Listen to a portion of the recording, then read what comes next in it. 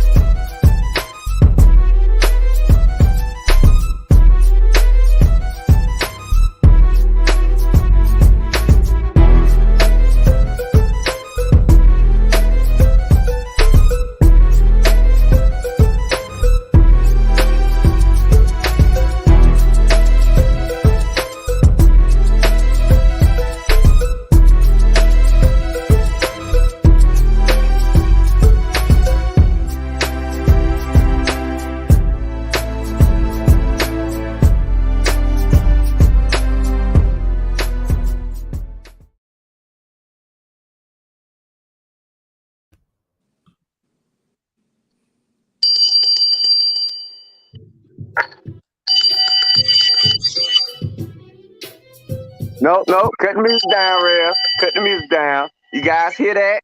You hear the bell ringing? That is me ringing the bell. Hold on. Hear that?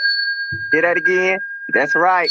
That is me ringing the bell for my cousin, Stephanie Wood Holmes. That's right, you guys. She is cancer-free this week. Also, I'm ringing the bell for sports on Dickie V, who was also cancer free this week. So special shout out to my cousin Stephanie Wood Holmes for being cancer free this week. Love you, Step. God bless you. So glad he is still looking out for you. Dickie V, the same. Welcome. Welcome, everybody, to episode 233, dedicated to my cousin Stephanie Wood Holmes and other cancer survivors. So thank you guys for tuning in. Boy, we got a show for you today. It is our annual NBA preview. So you already know this show is going to be wow, wow, wow. And boy, you see who I'm representing today? Woo, woo. Way to represent last night, man. I can't wait to talk about this, boy. What else we got on tap for today's show? Let's see. We got Kyler Murray possibly changing addresses. We got Jimmy Harden not being able to face reality. Let's see what else we got going on. We got Derek Carr making up retirement dreams and fantasies. But we just got so much to talk about. We got the Braves report. Man, we got everything to talk about today because this is our NBA preview show. So you know it gets wild and crazy. So I'm not wasting any more time. We got a full crew today. We got Coach Armani, Rev, and your boy Red, and the Rev Night Nation crew about to do it big. So let's get it started. Episode 233. Not wasting any more time. Let's do it. What's going on, everybody? Welcome to another episode of the Red Rev Sports Show. Coach and Red are coming to you live from the ATL. Armani and Rev are holding up the Northeast. We're coming to you live with real sports talk because we are real sports fans who were once real sports athletes. I was pausing because I don't know if Armani played. I just forgot. I don't know. Who have what, gentlemen? Real sports knowledge. So hang out with your boys, Red, Rev, Coach, and Armani for episode 233 of the Red and Rev Sports Show. And as is our sports custom, we're going to turn our numbers attention to our very capable coach, whose mic should be working by now. Coach Patrick Thomas, what you got for us, Coach? Good morning, everybody. Good morning. Today, we're going to go quick today. We're going to go with a man who is Good morning, everybody. Good morning. Today, we got an echo. Somebody. All right. He's a two-time All-Pro. He is a young man who just came into the league from Florida State. He plays for the Minnesota Vikings, one of the best runners in the NFL. Right now for the NFC, his number 33, Mr. Dalvin Cook from Florida State. Dalvin Cook. Nice. Mr. Dalvin Cook has made the Red and Rev Sports Show. Thank you, Coach, for giving us somebody that we've all seen play. We didn't have to rely on your AARP card. Gets good discounts at the hotel. That's all I say. For sure, as they would say in the dirty South. Everybody doing all right? Word. Yes, sir. Yes, sir. Right. Coach hit us with the word, so okay, we're going to roll with that. We, of course, want to welcome Rev Night Nation, who helps make this show what it is. So let's see who's representing in Rev Night Nation. Let's see. The VP is in the building for another 5 session of the Red and Rev Sports Show, slamming down the gavel to get things started. What's up, Mr. VP, Brother Vincent? Glad to have you. I don't know what caused my mother to say praise God, but we thank God she's on the show. I think Mama Harris. She might think it's Eminem prayer. And this is the Red and Red. Could have been my monologue, Rev. That's right. I apologize, Mom. I forgot that Red brought forth the cancer survivor. So let's give it up for Red's cousin and also Dickie V.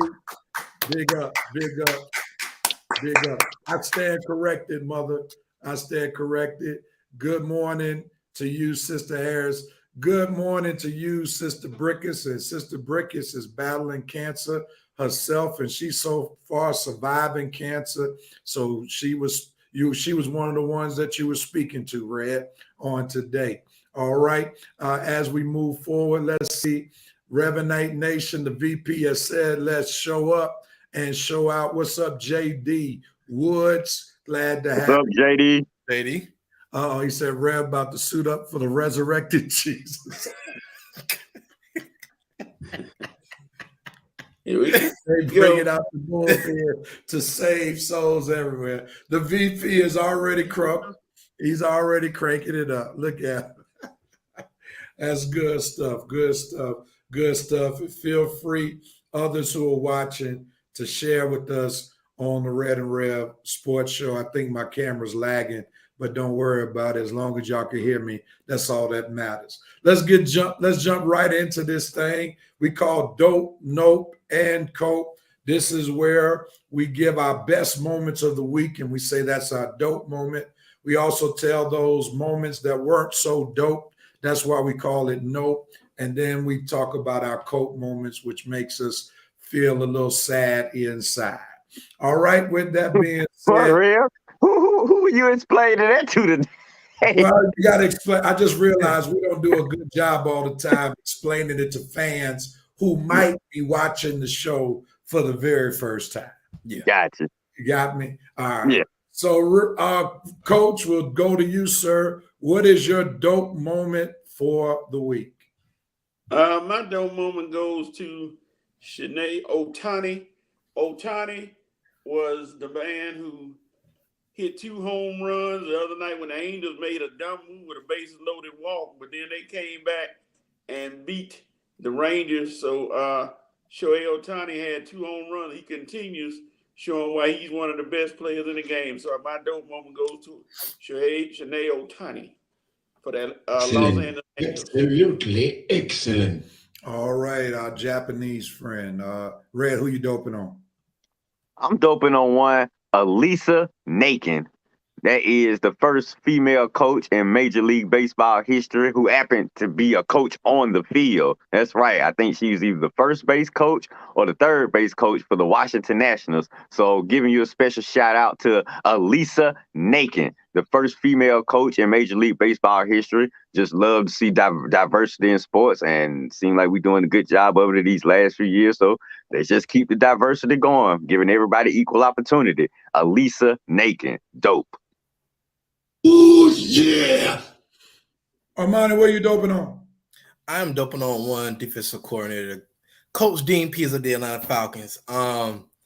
You said that we should go defense for all of these or even most of these picks, and I couldn't agree more with you, man. I watched the show last week, and, hey, I get it. We don't have really the best quarterback right now. Hey, we haven't had the best quarterback in the past couple years now, so ain't going to hurt nothing. Terry, please don't mess this up. Please do not mess this up and pick a wide receiver with that number 8 pick. We've been doing that for the past, I don't know how long. Just please, let's get some defensive help this draft. Please and thank you, sir. Excellent. Absolutely excellent. I am doping on one, Vladimir Guerrero Jr., who went yard in the Bronx 3 times against the Bronx Bombers, being one of the youngest to ever hit 3 home runs in a game. So Vlad Guerrero gets my dope moment for this week. All right, Red, what are you noping on? I got a few candidates, but I guess I'll go with Miles Bridges and his mouthpiece. Yuck, dude, just plain nasty. I mean, what is up with players? First of all, let's bring up the fact we got another player who another Hawks eliminating loss has got inside his head. Well, I tell you, when the Hawks eliminate teams, we really put real estate in their head. I mean, they just can't handle it. This dude get ejected, walking off of the court in State Farm Arena, fan teasing him, and what does he do? Take the mouthpiece out his mouth. Don't tell him where his mouth been. NBA player, we don't know where their mouth been. Take it out his mouth and throw it, miss the fan, and hit a little girl. So wherever your mouth been, all of that don't got on her. Ugh, Miles, you nasty, nasty boy. Look. But I'm glad you owned up to it in the press conference afterwards. But, dude, come on. just keep your mouthpiece in your mouth till you get out the arena. Throw it against the wall or something. Throwing it at a fan. You deserve more than that little fine, but whatever. All right. Armani, what are you noping on? I'm actually noping on my own coach this week, Coach Nick Saban. Coach, you made a comment. You made a comment saying that I don't think players should be bought, but it's okay when you can make money off the players, but the players can make money off themselves. But you got to spread it out a little bit in college football, because college football is starting to become always the four main suspects, which are Alabama, Georgia, Clemson, Ohio State. You got to spread the wealth around and give other teams a chance to get the players that they need. So, I just don't agree with that comment, Coach. Hey, you gotta come better than that, man.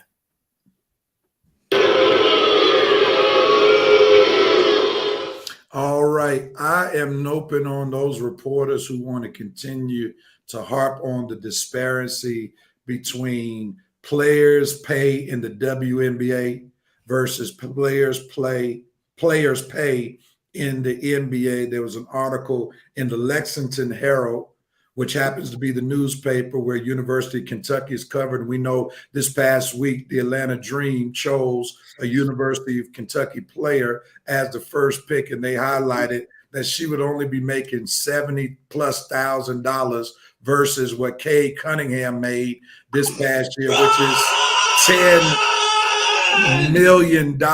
And look, all you reporters, please stop talking about the disparity in pay between the WNBA, which is only a $60 million grossing league, versus the NBA, which is a $7.3 billion entity.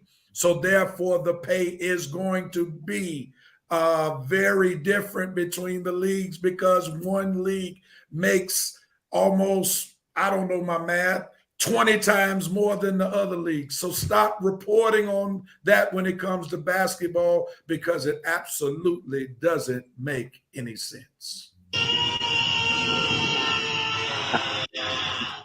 Thank you, Rev, for that. Thank you so much. Lord have mercy. Coach, what are you noping on? Well, it's the gift that keeps on giving. The Dallas Cowboys once again find somebody in trouble. Mr. Kelvin Joseph was a passenger in a vehicle where gunshots was fired that killed a man, and now he's being questioned on his role in the shooting. He says he's innocent.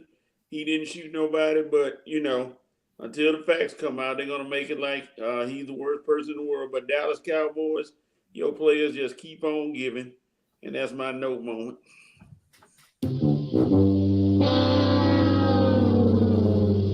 All right, Armani, jump right into that coat moment. What you got for us?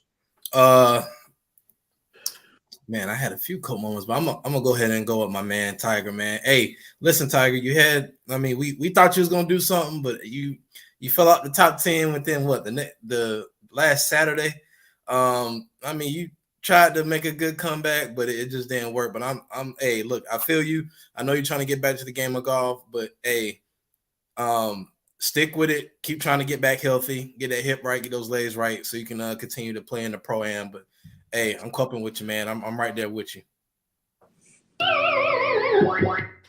All right. I am coping on the fact that there will not be any LA teams in the NBA playoffs this year. Who would have thought that there would be no team in the Los Angeles area in the playoffs this year? So that's my cope moment for this week. Game over, man. Game over. Coach, what are you coping on, sir? I'm coping on the fact that they're getting ready to pass off the USFL again as football. Okay, well, we're going to see what happens. Last time it lasted for a good minute, but USFL football is back. So all you people who are mad and sad because there'll be no football until September, you got the USFL. Get ready for some high-flying football. Woo! New Jersey Generals against the Birmingham Stallions. These were the first two original USFL teams. So, hey, great football on tap. Fine-tune your sensory apparatus. to watch this tonight. I think it's 8 o'clock. Be there. I won't. I rather watch a Madden simulation game. Right. Red, To quote my friend, former wrestler Jerry Lawler, I'd rather watch a documentary on dirt. Yes. All right. All right, Red, what are you doping on, sir? I'm doping on one, Dave Roberts. Oh my God. Once again, Dave, always caught doing the dumb stuff. I mean, earlier this week, Clayton Kershaw is just dealing. Pitching one of his best masterpieces he's had in a while, and really because he's been hurt the last few years. So he out there just dealing. Perfect game on the way coming. Ain't even had 30 perfect games in Major League Baseball history. And what does Dave Roberts do come the 7th inning? He pulls Kershaw from the game, talking about, oh, well, I'm trying to look out for the player. I'm just trying to save him, but watching out for his career, watching out for this whole season, all the mumbo jumbo bull crap that we have for Dave Roberts every time he do something dumb and disappointing. No, Dave, you don't yank your pitcher, especially a pitcher like Kershaw, when he got a perfect game going. I mean, good freaking Lord, boy. I haven't seen a perfect game hated on since that umpire hated on that game from that pitcher in Colorado, coach. Man, I mean, what was Dave Roberts thinking, man? So, look, Dave, I see why the Dodgers we coping with you, man. I see why the Dodgers ain't won much while you're in there, man. Sometimes you just have no clue. And the only championship you won is the COVID championship, okay? So, Dave, the Dodgers have to keep coping with you and your dumb decisions. Eventually, it's over when they're going to get rid of you, man. But wow, okay, I mean, taking Kershaw out of a perfect game, that was just completely senseless, man.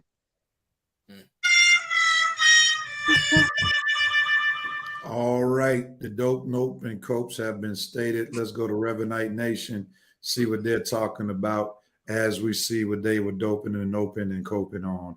Armando Galarraga, that was their pitcher name. All right, let's see here as we go to Revenite Nation. Here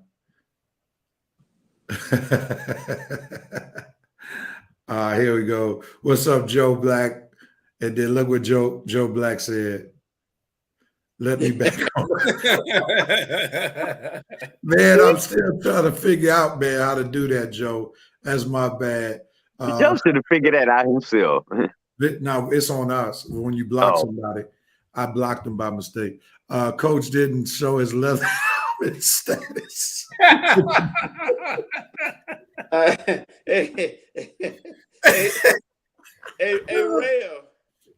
Rev, you're not here, but I saw Vincent's commercial came out this week.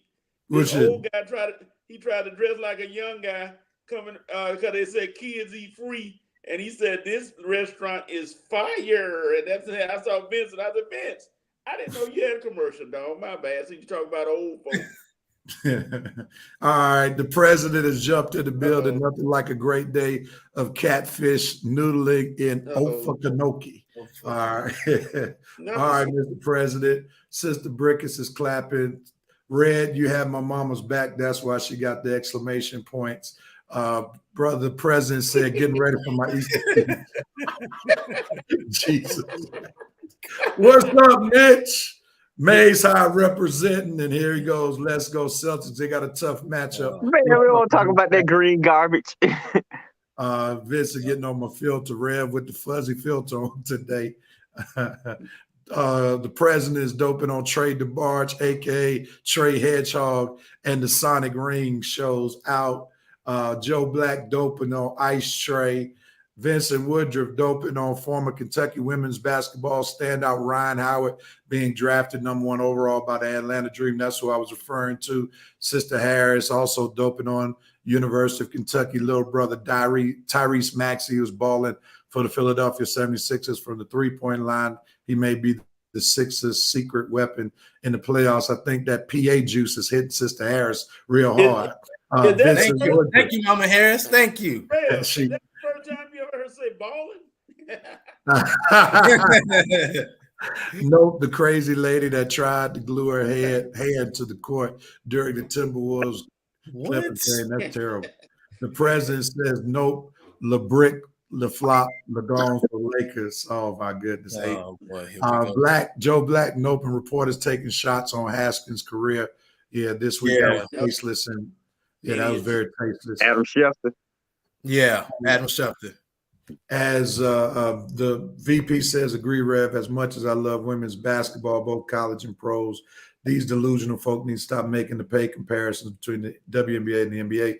Instead, let's continue to do our part, mainly with the support of our current popular NBA superstars, so that the WA can continue to grow. Going to take time. And really, man, WNBA missed out on that cash cow, and it would have been Gigi had she lived. Oh boy! Later on down the line, it would have. That would have got me watching. Yeah. That was unfortunate for the WNBA, because Gigi would have brought in a new fan base that would have helped escalate the popularity of the WNBA. Joe Black coping on Charlotte having to walk to State Farm before they got whipped. Yeah, that might have been some shenanigans right there. Thomas Hochul, the president, says the Wheat Street basketball team of 1993 would have completed. Oh, Lord, Wheat Street. Here we go. Vincent Woodruff said, I'm famous, coach. Laugh out loud, eat for free, baby. Yeah. Mitch says, note moment, John Morant is the most overrated player in it. Wow. Wow. It's coming in strong. Okay. Sounds just like a Celtics fan. And Vincent Woodruff, Coke funny. Otto Porter's grandma may have been one of Will's gals. Wow. That's deep right there. Boy.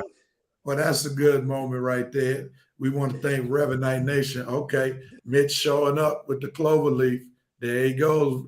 He said, I'm a real fan, Red. What? I can't wait. Let's get to that NBA preview right now. Who's the first team up? Nets versus Celtics. Let's go. Let's see your thoughts on it, everybody. Oh, man. We got a little time. We'll get to that towards the end of the show. I hope you're watching when we get our NBA preview, Mitch. All right, gentlemen, let's shift gears real quickly. You all know we got some basketball talk because something happened in La La Land past week. Bye-bye. The LA Lakers dismissed Frank Vogel, said your head coaching services are no longer needed in LA. And real quickly, gentlemen, we're going to say either his firing was fair or foul. Fair or foul. So if you don't mind starting your statement by saying if his firing was fair or foul, then explain why. So, Red, since you're the main Lakers fan on the panel, and it's not driven by any individual player, we'll start with you. Was Frank Vogel's firing fair or foul, and why? What you got? Well, yeah, it was fair. I mean, the Lakers have championship expectations. We missed the playoffs. Now, with the way our team's set up, it's going to be hard to get rid of some of the players we got. With the way these contracts are set up, probably can get rid of one of them, hopefully the one we need to. But when you have expectations like we have and the season ends in such disappointment, we all know who's going to be taking the blame. It's always the coach takes the blame. Now, I'm going to really say it's fair because the Lakers defense it just regressed. I mean, when Frank first got here, our defense, his first couple of seasons, our defense may have been top of the league, top 5 in the league, really. Even to the last year, we were number 1 in the league. So, and to regress to the way we are, to where, I mean, you got lottery teams coming in and getting the best of the Lakers on a nightly basis. When they get to that point, the Lakers have no choice to make a change. Whether it's fair or foul, you have no choice but to make a change at the head coaching position. It was obvious that the team, Frank completely lost the team. These players not listening to Frank. I mean, they barely even listening to themselves. So it was fair when you look at the Lakers organization and how things are run and what our expectations was and how the season ended up. Frank had to be on the chopping block. I mean, bringing him back next season really would not have been fair to him. So I mean, definitely fair when you look at the Lakers' history, our organization, and how we do things. He had to know it was coming. Now, I don't agree with the way it actually was handled. I don't agree with that. I think Frank should have, even though I'm pretty sure he knew he was getting fired, the Lakers should have informed Frank immediately after the season, immediately after that last game, what the plan was, so Frank doesn't have to hear it on social media or on the internet like all of us did. Frank should have been the first to know, even though I'm pretty sure he did know it was coming. But still, you got to do it. Show a little respect and class, Lakers. I'm a little disappointed at you, Genie, for that move, but I completely understand the firing. So the firing was fair. The way they handled it was completely foul, but the firing was definitely fair. Thanks, Frank, for what you brought to the team. Good luck to you in your future, but you had to go. Coach, fair or foul? Fair, because his defensive schemes obviously left him. He's a good coach, but obviously he didn't really know how to deal with all that, the team he had. And then I'll say injuries hurt him too, but he just it's just unfortunate. But it was fair because you gotta be able to manage a team with the expectations you got and be able to get them over the top. So fair. Armani, fair or foul? What you got? It's only fair if a certain player gets on too. Other than that, it's foul because what's the point of firing the coach? You're just gonna have the same roster probably with the same results. And then it's also not fair because I mean you had one of your best players injured almost half the season. LeBron missed games. I mean, some things are out of the coach's control. I mean, I get the schemes and all that, but when it comes to basketball, it's more so about what you got on the court. Then it ain't like football where you can kind of scheme your way into things. So I just don't think I think it's only fair if they start making some roster changes. Other than that, it's foul. I totally agree with Armani that was foul firing. You have to realize his team was one of the top defensive teams last year, and then all of a sudden they do a total makeover with the roster with a bunch of guys who are not known as great defensive players. You add Westbrook to the team, Carmelo Anthony to the team, and they have never been considered great defensive players, and they're playing major minutes. And then arguably the best defensive player on the team is out for the majority of the season, and that's Anthony Davis. So what do you expect for Frank Vogel to do? Work another miracle with old players and guys who never played defense in their careers? So therefore, even though you have to have a fall guy, and we know in the NBA, the fall guy is going to be the coach because the coach makes way less money than the players. So that's why the coach has to get fired. But when it comes to who's put the blame on and should Frank Vogel have gotten fired, I think it was definitely foul because the man didn't learn. He didn't stop learning how to coach or knowing how to coach. The man just had a bad hand. And don't expect Phil Jackson, don't expect Greg Popovich to work wonders with that kind of roster that the Lakers had this year. So that's why I agree with Armani was foul. You got your Baptist finger up, Red, so go ahead on. Yeah, I just wanted to add that let's think back now. Yeah. Dennis got down with that one. I like that one, Dennis. That was a good one, Dennis. But yeah, let's think back though. The Lakers initially didn't even want Frank. So I understand what Rev and Armani are saying, but the fact that they didn't even want Frank from the beginning, you knew the first sign of adversity or trouble that Frank was probably going to be on his way out anyway. I mean, just to the fact that he was never our first choice anyway. Now, had it been Jason Kidd, maybe a coach with a little bit more, panache or pizzazz, or maybe a little bit more credit behind him, even though Frank got credit from his Indiana days and he did win us a championship, I don't think people in the Lakers front office hold that championship that up that high, like maybe a championship that Phil Jackson or Pat Riley or even Paul Westhead would have won. But like I say, Frank was never initially the first choice, so I don't think too many people are surprised that when the first sign of adversity came, that he was on the chopping block. I'm just saying because he was never really our first choice. He was really somebody we settled with. And as we all know in a relationship term, when you are with somebody you're settling with, the first minute of relationship trouble, you're probably going to be out the door. Okay, that's what you call somebody you're settling with and then somebody you're actually committed to. And I don't think the Lakers ever really fully committed to Frank.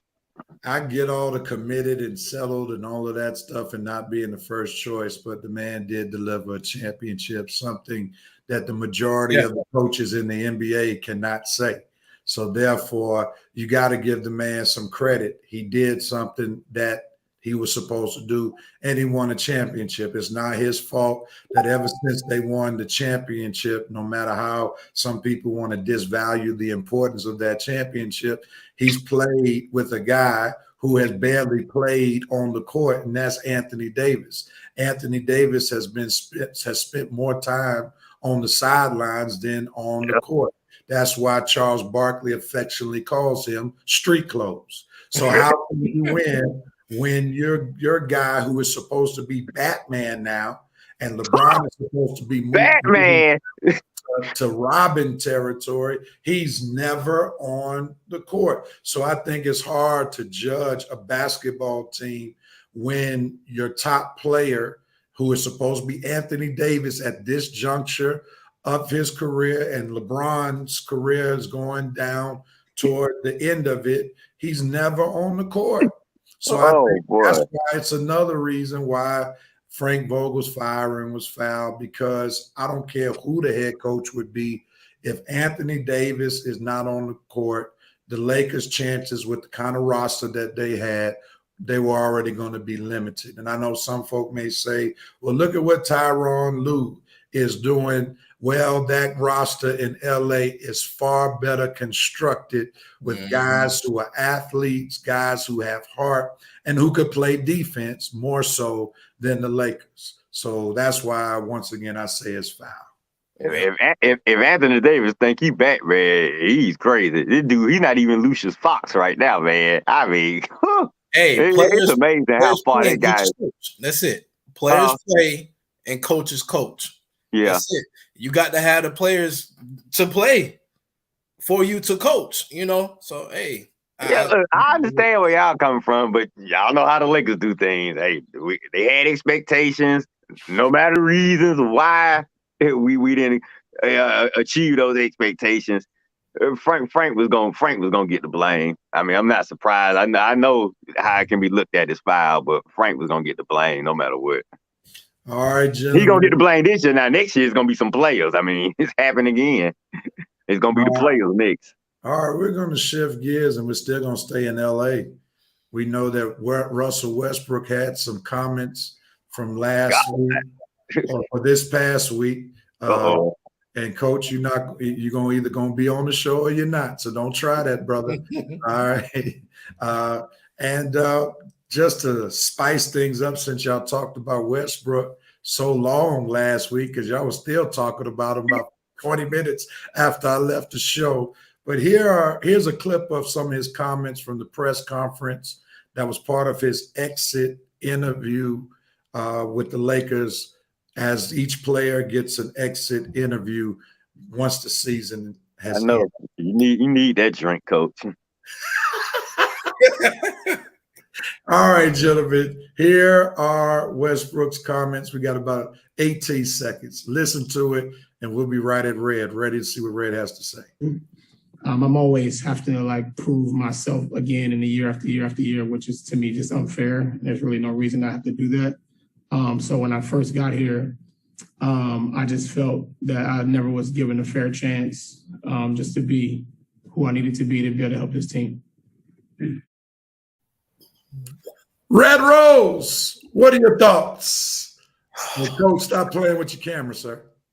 Oh, my God. You never was given a fair chance. What? You never was given a fair chance? Dude, you got more than a fair chance. I mean, how many chances did you get to ruin my freaking team? How many chances did you get to ruin our season? What the world are you talking about? You would never give it a fair chance. Fool, do you realize if you were anybody else playing as sorry as you were playing, not only would you have been benched, fool, you would have got traded and kicked out the NBA a long time ago. What in the world are you talking about? You weren't given a fair chance. Dude, you pulled this crap with the Lakers. Not the Kings, not the Bobcats, not one of these sorry lottery teams. You pulled this Westbrook nonsense with the Lakers. And not only did you stay on the team the whole year, dude, you stayed in the starting lineup the whole year. What the F are you talking about, Westbrook? You were never given a fair chance. You got more of a fair chance than players and teams all over the NBA, dude. The fact that you still in the NBA making north of $40 million, and you talking about you weren't given a fair chance. Dude, you've been on 4 teams in 4 years and don't ruin all of them. What are you talking about, Westbrook? You have given more than a fair chance. The only person that haven't been getting a fair chance is Laker Nation, because we had no say in bringing your dumb butt over here.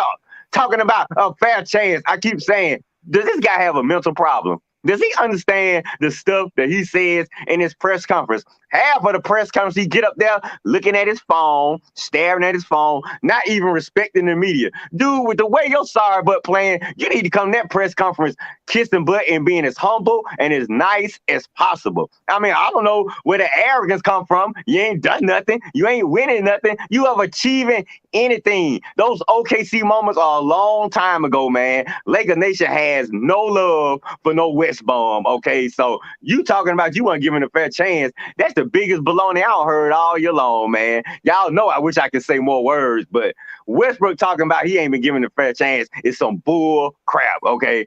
Really, bull crap. Armani, I'm going to jump to you. Your thoughts. I can't believe he said that. Westbrook, you ain't nothing but a wolf in sheep's clothing. I tell you. Really? You didn't get a fair chance? You got a chance to play with probably one of the best basketball players of all time. Twice. Kevin Durant, LeBron James. Probably one of the top NBA players ever. And you couldn't make it work. You've been given chance after chance. How many chances do you need? You know what you sound like? You sound like that 1X. Please take me back. Give me one more chance. No. This is not a Notorious B.I.G. You know what I'm saying? This ain't that. You get no more chances. You always talking about give me a chance, man. Come on, get out of here with that, man. You didn't had enough. You had enough chances. Now you're behind, about to get traded, and you deserve to be traded. Turnovers, can't shoot, can't play defense. What can you do? What can you do right? I don't understand. Ruin a team. Right. That's what he can do. Besides, you're talking about I'm always having to prove myself. Yes, because you haven't won, not dip. You know what I want to say. You haven't won nothing. You haven't won anything. I mean, goodness. You know what? He's gonna drive us crazy thinking about it. You know what you should do? Go ahead and go to the Hornets. Or go to a sorry behind franchise. Go to the Knicks. Don't go to the Clippers because that's gonna be an issue. Just send us ball. We'll take ball. Go ahead. You are not getting the mellow ball for Russell Westbrook. No, you're not. I know. I wish Michael was that dumb.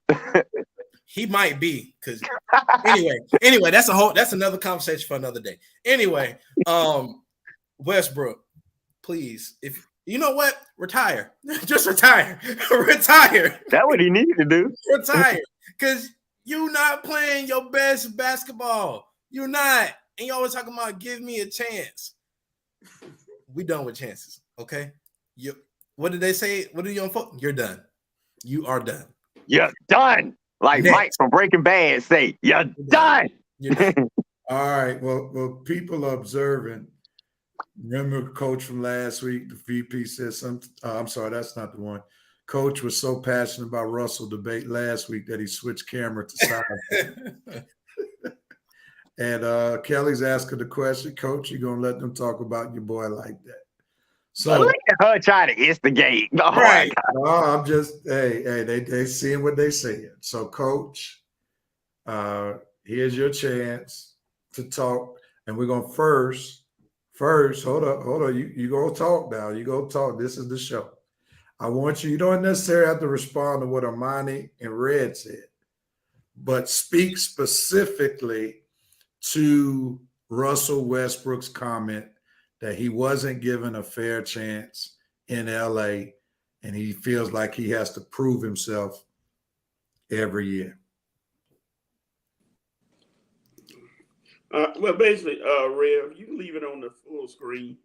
Basically, you look at the fact that he came in with a lot of expectations.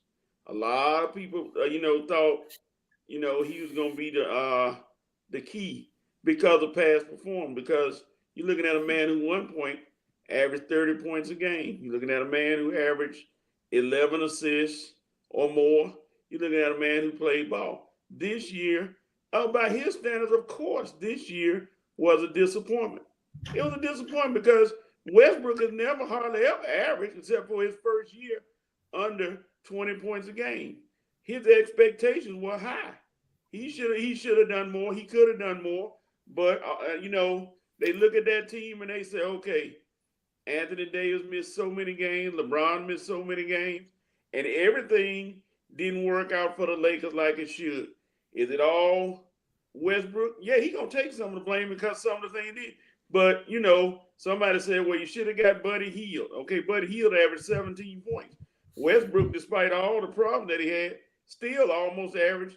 He had 19 points, 8 rebounds, 8 assists. So he still played, but for his expectations and the expectation that people thought, it wasn't good enough. And he didn't play up to par. Was that his fault? Yeah. The fair chance, I don't understand that, because you gotta be able to play to get a chance. And he did not live up to what the Lakers and their fans thought he could do. It's simple as that. Did he have a terrible, terrible season? By his standards, yeah. Because he's used to doing more. But, for people to say, okay, this is your fourth team and going to another team. But, I always look at a cat like Chris Paul. Chris Paul has played for 5 teams in 7 years. But Chris Paul somehow evades this, you're not doing what you're supposed to do. They always talk about Chris Paul, oh, he's a winner. He's a winner. But Chris Paul had just as many championships as Westbrook. 0. So, it sometimes it gets a little, to me, that's why I like the kid. Because it's sometimes unfair. He gets labeled with a lot, and he's doing the same thing that a lot of other point guards are doing. They're not winning titles. John Stock, I can go back. And then we know people always, the first thing people want to pull out of their pocket. Oh, look at all the turnovers Westbrook had. Go look at the top 10 players of all time in turnovers, and you're going to see nothing but all-stars, nothing but Hall of Famers. So, he did not play up to expectations that everybody thought. And that's partly his fault, and that could be partly with lineup. So I'm done. I won't say anything else. Well, let me chime in, Coach. And I heard you make that Chris Paul comparison last week, and I must admit it made me cringe a little bit, because you got to make that comment in context. Number one, as Armani highlighted, Chris Paul has never played with a player such as Kevin Durant or LeBron James. Two people. Go ahead. Hold up. Go ahead. Oh my God. Hold up. Two good people. Played with Durant for doggone near almost a decade. Let's not forget that. All right. So he played most of his basketball career with Kevin Durant. Mm-hmm. So let's not dismiss that. Okay. Mm-hmm. Who is the best player that Chris Paul ever played with? We'll say James Harden. Ain't none of us talking about he's a top 5 player or not one of the greatest basketball players of all time. The other thing I can't let you off the hook with is let's remember that Chris Paul got traded to the same team that Russell Westbrook had just left the previous year. And he took that same team in the bubble to the playoffs, whereas Russell Westbrook couldn't take that team to the playoffs. Stop, Rev. Hold it. Remember when Durant left? Who took No, that? I'm talking about, I think Russ had 2 years without Kevin Durant. They went to the playoffs, right? Russell Westbrook did not go to the playoffs his last year with OKC. Okay? They traded because they were getting ready to tank. And they went and got Chris Paul because Chris Paul had that big contract in Houston. And they were looking to tank. And Chris Paul messed around and got them the 4th or 5th seed in the bubble during the pandemic. And because they were doing so good with Chris Paul, they had to trade him away because they thought they were going to be loose. So you can't, yes, Chris Paul has the same amount of championships as Russell Westbrook, but the deck hadn't been the same that Chris Paul has had to play with. Russ has had much better talent. Look what Russ did with Harden. When Chris Paul was with Harden, they were an injury away from beating the Golden State Warriors with Kevin Durant. The Rockets didn't have any type of chance to win a championship with Russell Westbrook. But if Chris Paul had not gotten hurt, it's arguable that they would have beaten the Golden State Warriors with Steph, with Kevin Durant, with Klay Thompson, with Draymond Green. So I understand you want to bring the analogy about both of them have championships. Ain't no timeout yet. I'll let you talk. It's my time to talk right now. All right? Because those are the clear-cut facts. The Houston Rockets with Chris Paul were much better than the Rockets with Russell Westbrook. It's a fact that the OKC, that after Durant, they were better with Chris Paul than they were with Russell Westbrook. It's a fact.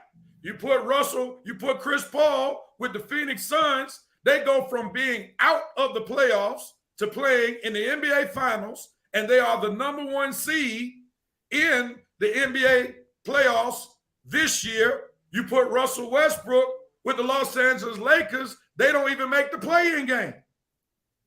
So you can't poo-poo on Chris Paul's career because he hadn't won any championships. The fact is, he's made his teams better wherever he has gone.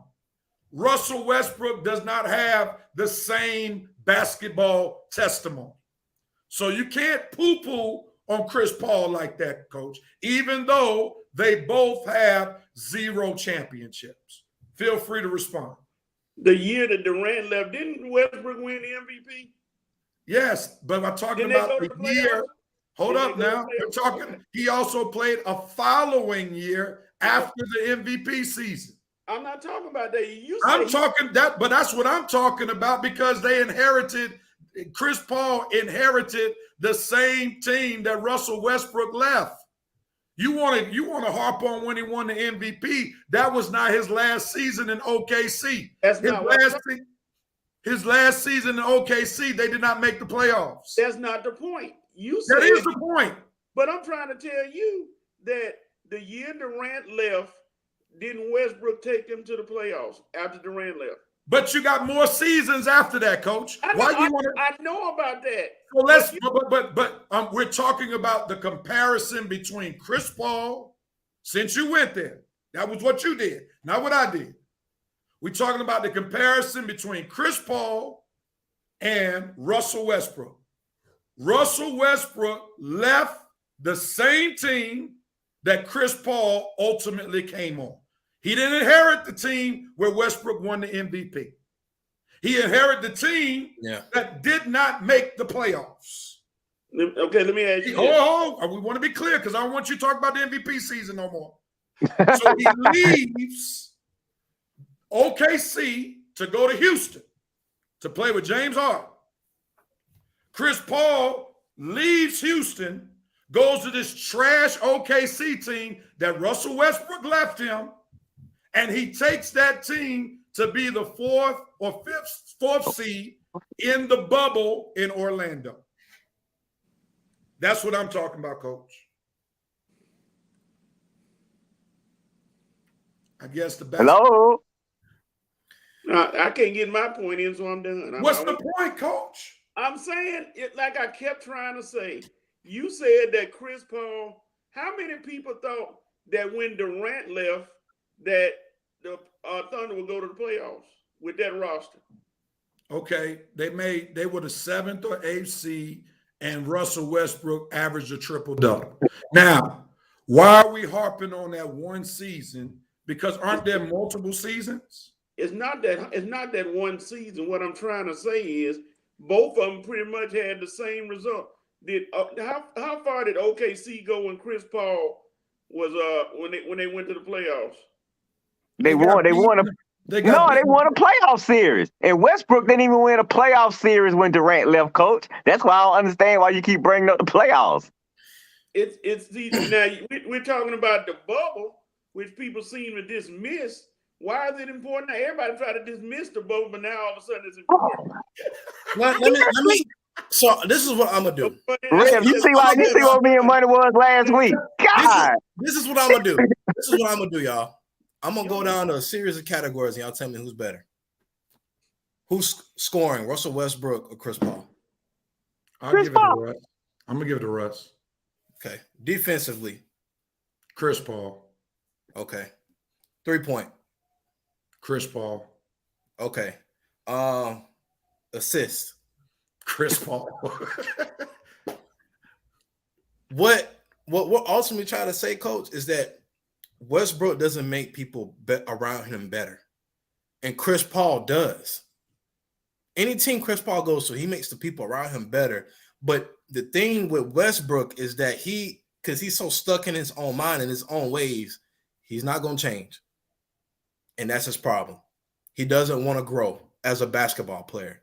He thinks he's fine. He thinks he does nothing wrong. That is his biggest problem. And until he realizes that he don't make anybody better or trying to make anybody better, he's gonna always he gonna have the stats, MVP, what have you. But until he starts understanding that basketball is a team game and not a him game, I call it he has the Allen Iverson syndrome. It's all about him. And you see where that took him. He don't take accountability either. I mean, he's still at press conferences, man. While you trying to battle the media, you trying to battle us. You trying to blame us for your poor play, dude. That is not gonna fly. Okay, you are the reason. The press are asking you these questions for a reason. You need to answer them. You need to answer them with a little humility and stop acting like these questions are beneath you or you are so beneath the media. Dude, are you kidding me? I'll take guys in the media. Put a Laker uniform on some of them guys in the media. I'll take them on team before I take you because, dude, you just don't get it. He don't get it, man. You can't have poor play and then come in the media and have poor performance at the press conference. Now, come on, Westbrook, dude. It's just.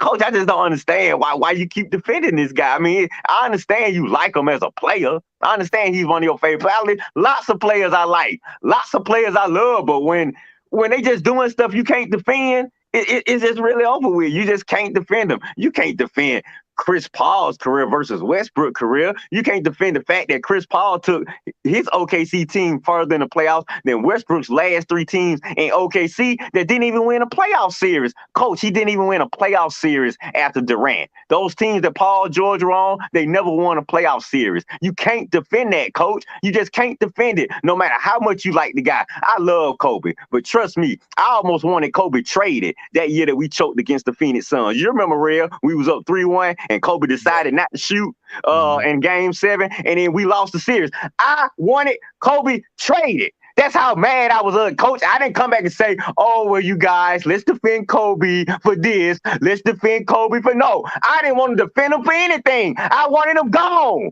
That's how mad I was at Kobe.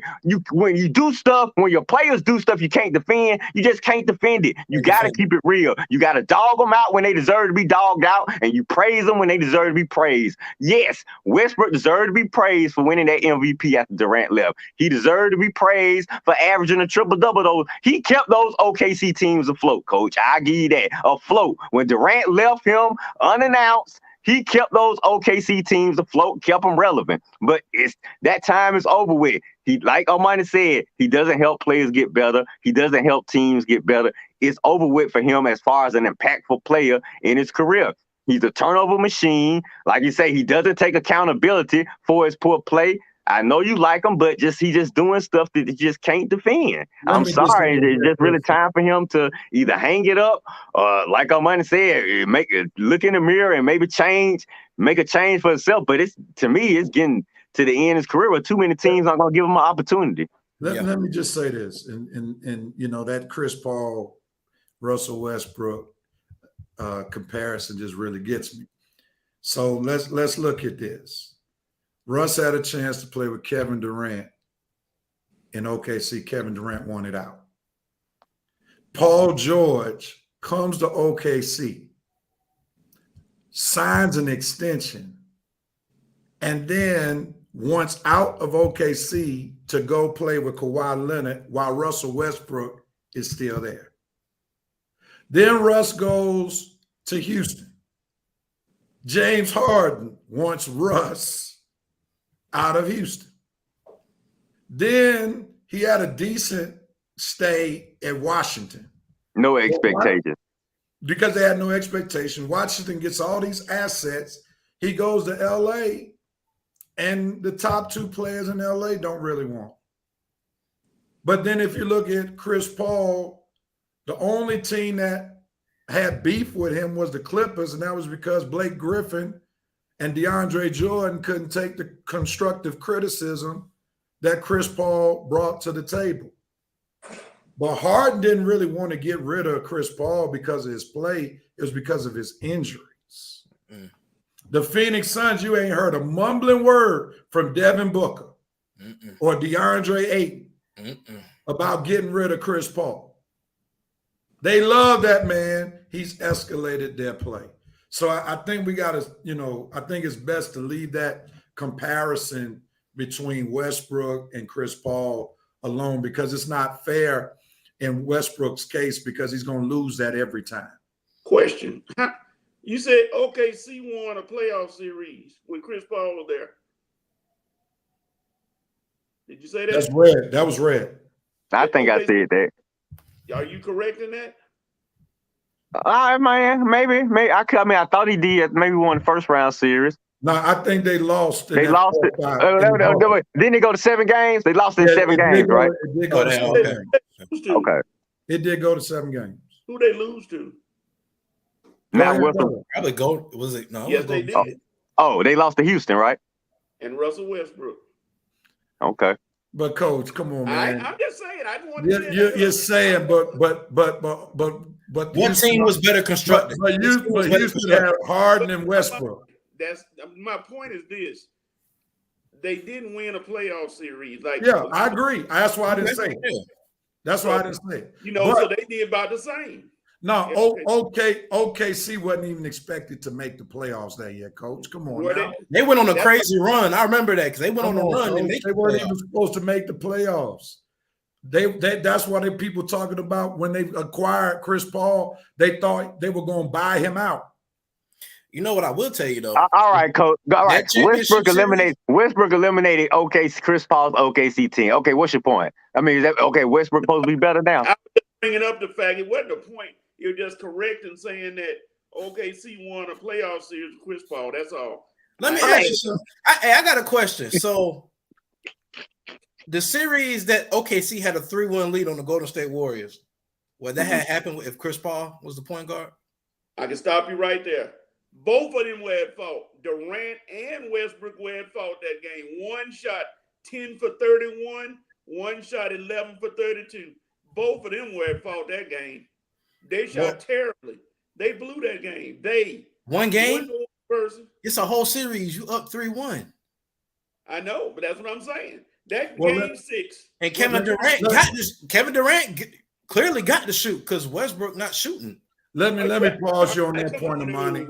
Here's the point. Let me pause you there. We can't say if Chris Paul would have lost or not because Chris Paul has been on some teams that lost 3-1 leads, especially with the Clippers. So therefore, I'm going to give Westbrook a break on that one because Chris Paul has lost some 3-1 leads. So we'll just end it right there. But we appreciate the good conversation. That's why I knew we needed about 20 minutes to talk. You were right, man. You were so right about that. I didn't think it would last that long. I knew once you heard that clip, there was going to be a certain level of passion that crept up into you. All right, everybody, it's halftime of the Red Rev Sports Show. Hopefully you enjoyed the first half. We're coming back with some football, a little bit of baseball. Then we're going to come back with our NBA playoffs preview. So hang out with your boys a little longer. We'll be right back.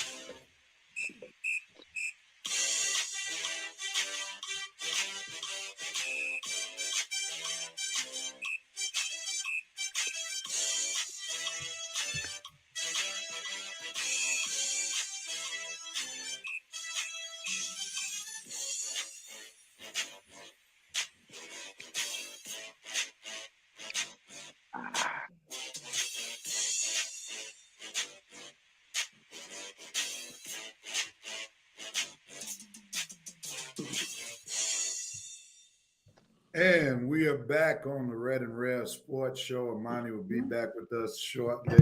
We're going to get ready to move on. I hope everybody has enjoyed the show thus far. And now we're going to get ready to talk a little bit of baseball, for we have our Braves report coming up.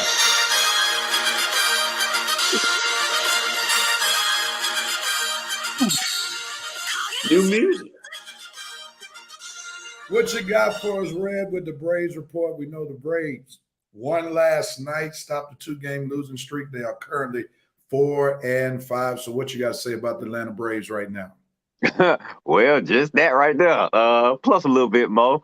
Yeah, that 2-game winning streak kind of got to him a little bit. I gotta remember it's 162 games, season just started, but I'm still feeling that nostalgia from the World Series championship. I just expect excellence every night. But but I'm getting back more realistic thinking now. Like you said, we had an okay week. I think we lost, like I said, we had a 2-game winning streak. We killed it last night with a much needed win in San Diego. So we sit at 4-5. Second place in division, 2 games behind the Mets. We still figuring things out right now. Trying to figure out what type of pitching we're gonna have this year. Right now it's not looking too consistent. I said earlier, I wouldn't be surprised. Don't be surprised if the Braves have to make a trade for a starting pitcher at the deadline. I mean, I'm just keeping that in mind because Noah, I didn't really like his start. Fried, I don't worry about Max Fried. I know who Max Fried is anyway. He's not known for having these hot starts anyway. And when he get going, he gonna get going. Now, the guys I am a little concerned about, Noah and Ian Anderson. Their stars giving up 5 earned in each of them, not 2. and not too hot about that. But like I say, it's just early, so let me see how they do in their next stars. I think Ian is on the mound today, so I'll see what he does. But right now, we all right. I ain't panicking right now. 4-5, 2 games back. The offense, it seems to be picking up a little bit. We got Isaac leading the league, or up there top with home runs. Austin is doing good at the plate. Marcel bouncing back real hot this week. He had a 2 home run game early in the week. So I love how Marcel is bouncing back. We need that. Eddie Rosario, you need to pick it up a little bit. But like I say, it's still a little early. Not too much I can really say within the consistency right now because we ain't even played 10 games. So like I say, it's early. Some things I like, some things I don't. Next week, this time, I'll probably have a little bit more to say because that'll be we would have had at least a few more games in so I can see. But I like where we at right now still, predicting we going back-to-back World Series. I'm not worried about a thing. I love my Braves. I love that we champs, and I'm embracing this season all the way. But I just didn't like a few of our starting pitchers' performances earlier this week. And I know everybody got on me saying Red is still early. So I understand y'all, but you know how I get sometimes. But I just love the fact that my team is the world champs and we getting everybody's best out. And so that's what you got to look forward to when you're the world champs. Everybody is going to give you their best shot. So, hey, I will be ready for the Padres today. Ian, I hope you're ready, buddy. I'll be watching. Coach, any thoughts about the Braves? Well, you just got to hope that Olsen continues to stay hot. He's already making everybody trying to forget Freddie Freeman if they could. They're not going to forget him, but he's doing his part. But there are 2 concerns. Somebody better find Dansby Swanson and wake him up and tell him the season has started because you seem to be more concerned about Freddie leaving than hitting the baseball. And it's telling on you. So you better wake up and decide you want to play. And, they talk about Rosario. Rosario could have ended the season more on fire. He struggled early, but I know he's going to bounce back. I think he's going to get bounced back. And he had a rough game making those 2 errors and then not hitting, but I think he's going to bounce back. And, Lord, please, Acuna, hurry up and come back so we can get Acuna out of left field. Please come back. Hurry. That's true. That's why I can't really say that because I don't know how we look with Acuna out in there. It looks like a struggle, but Acuna. You talking about Marcel in the field? Yeah, I think DH is his best, is his option. Yeah, and that Alex Dickinson, just be ready to be on the trading block, dude. Because as soon as Acuna come back, you up out of here. Why don't we bring him in anyway? If you want to bring somebody, hold on, man. We just gave you the whole segment. Let that man talk right now. Sorry, Coach.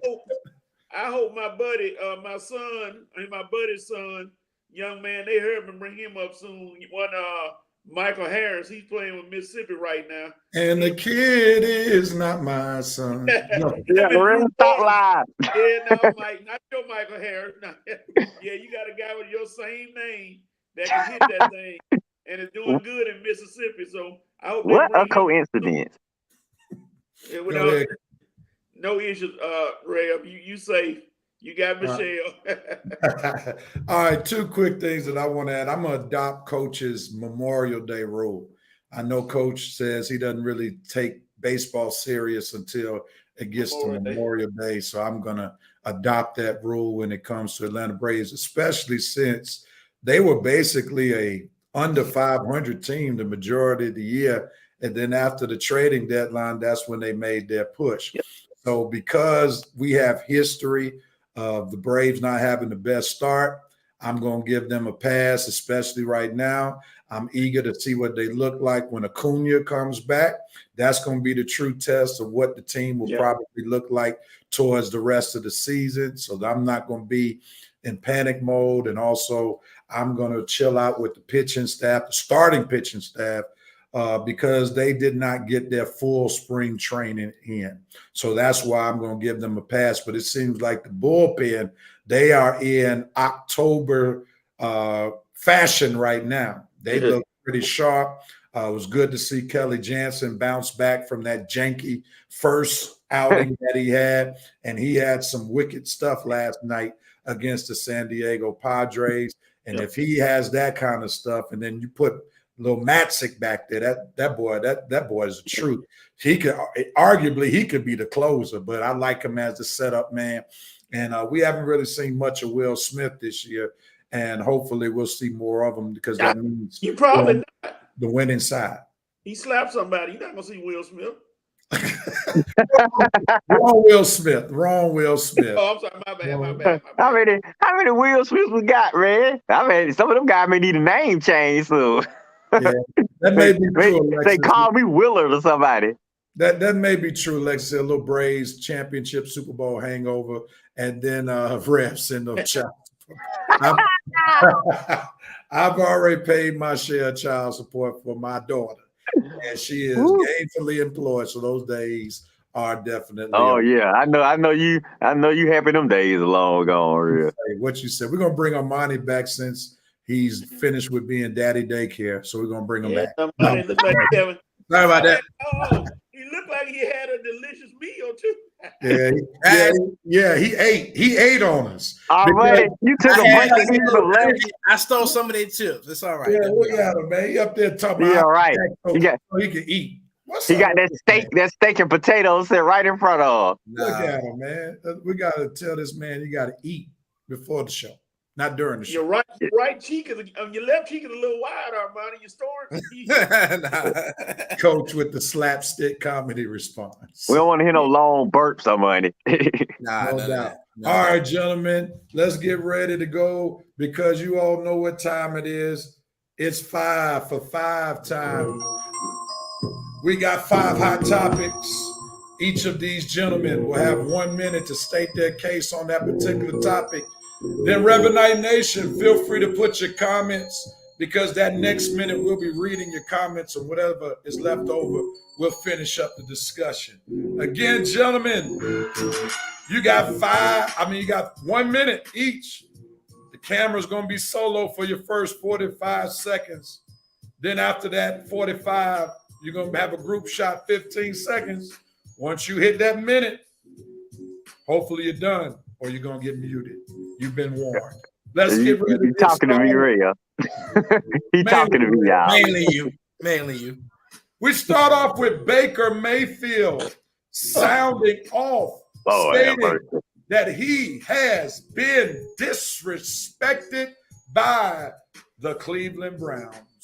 What say you? We'll start with Coach. You're on the clock. Go, Coach. Oh, I don't need to be on the clock. Baker Mayfield is a joke.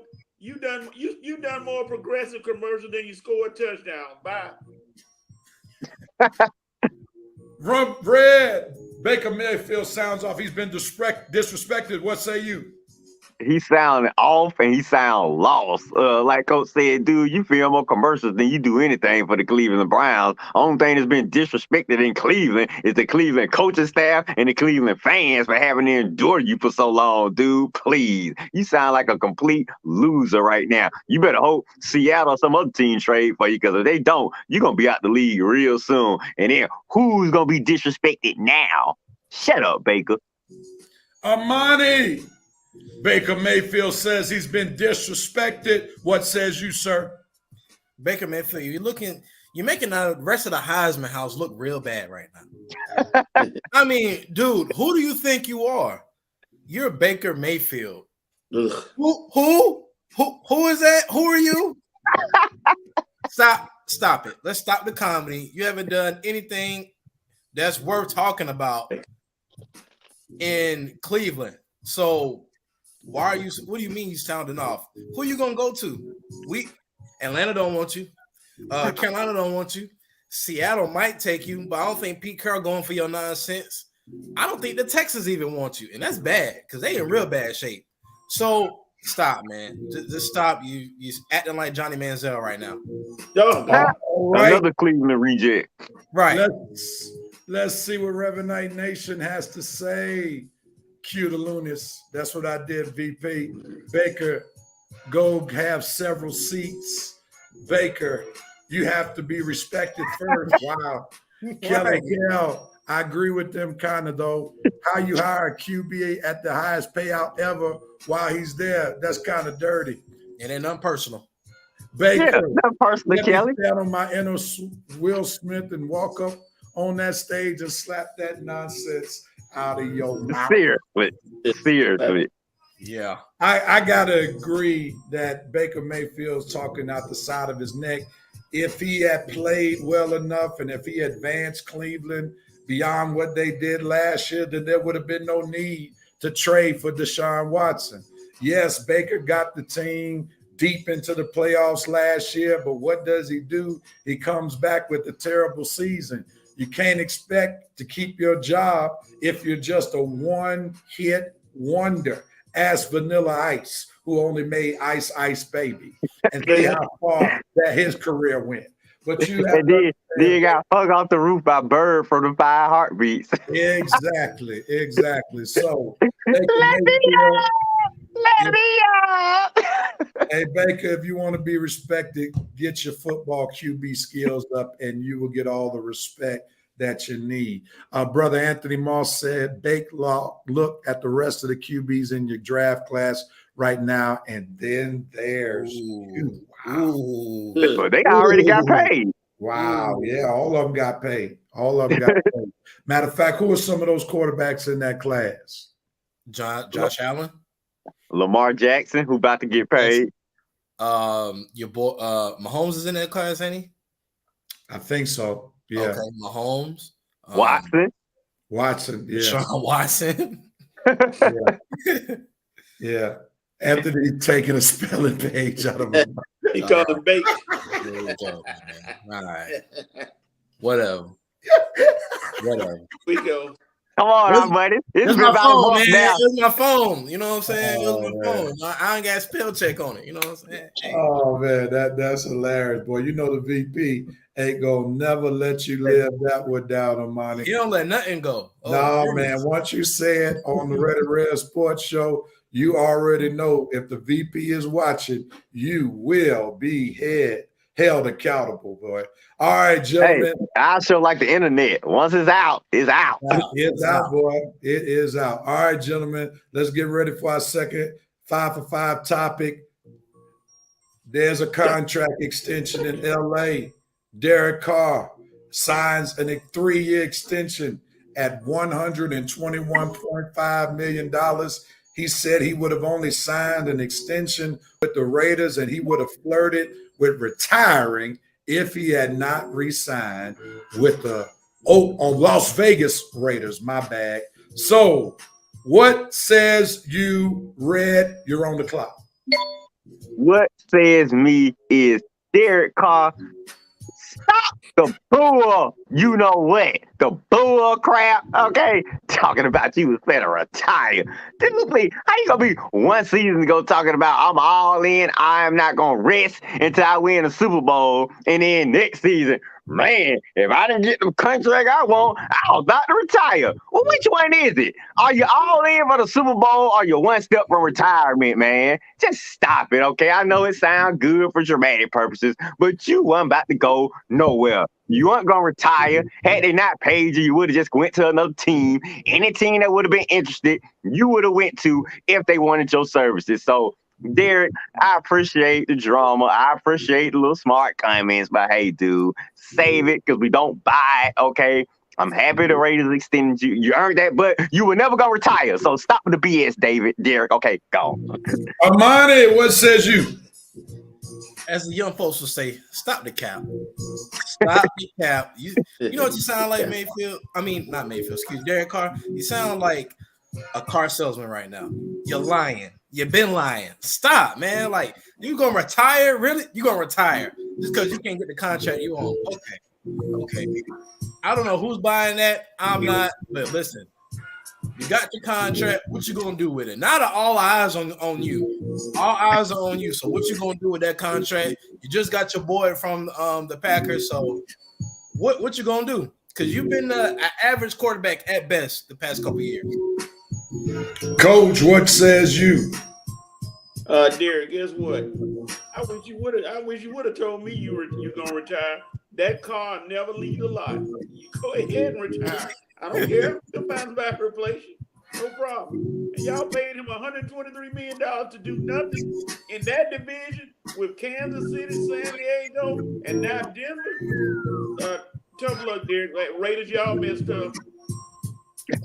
He gonna wish he had to retire. I'm telling you. Revenite Nation is chiming in. The Raiders should have called his bluff. That's what the VP said. Maurice Thrower says, I think Raider fans would have welcomed his retirement. Joe Black said, it's bad when a receiver wants Sam Darnold over you. Wow. And then Maurice Thrower chimes in, if Carl was worth that much, can you imagine how much Lamar Jackson is going to get? Then we got not really, because he ain't got an agent. Derek currently has an APB out on his arrest, grand larceny. I'm sorry. Davis as his accomplice. Wow, it's basically saying he's stealing money. Yep, mask and a gun. Wow. I don't really have much to say about it, but I think Derek Carr saved his job in Los Angeles by the way he played once John Gruden was fired, and he did help the new coach. Derek Carr hadn't had a banner year yet, but he's had a solid career, and he did help the Raiders' new coach keep his job when he was given the interim tag. So big ups to Derek Carr getting that extension. I know if I were a Raiders fan, I wouldn't be too happy about it. But, hey, he does get his top college receiver back that he played with at Fresno State, Devontae Adams. So maybe they can rekindle some of that magic. And who knows, the Carr-Adams combination might even be better than the Aaron Rodgers-Adams combination that was arguably the best combination in the NFL. But as Coach would say, stay tuned. He has no excuses now. None. No excuses. Zero. No doubt about it. All right, let's get ready for our next topic. We're still in the land of football. And here we go. We're going to be talking Kyler Murray's landing spot. For now, Kyler Murray says he wants a new contract. Armani, you're on deck. What you got? There you go. The clock has started. What you got? I mean, you want a new contract. Okay. Let's look at the teams that can afford the type of contract you want. All right, who has the most cap space right now? Okay, let's go with the Texans, maybe. Okay. The Jags, they got their quarterback.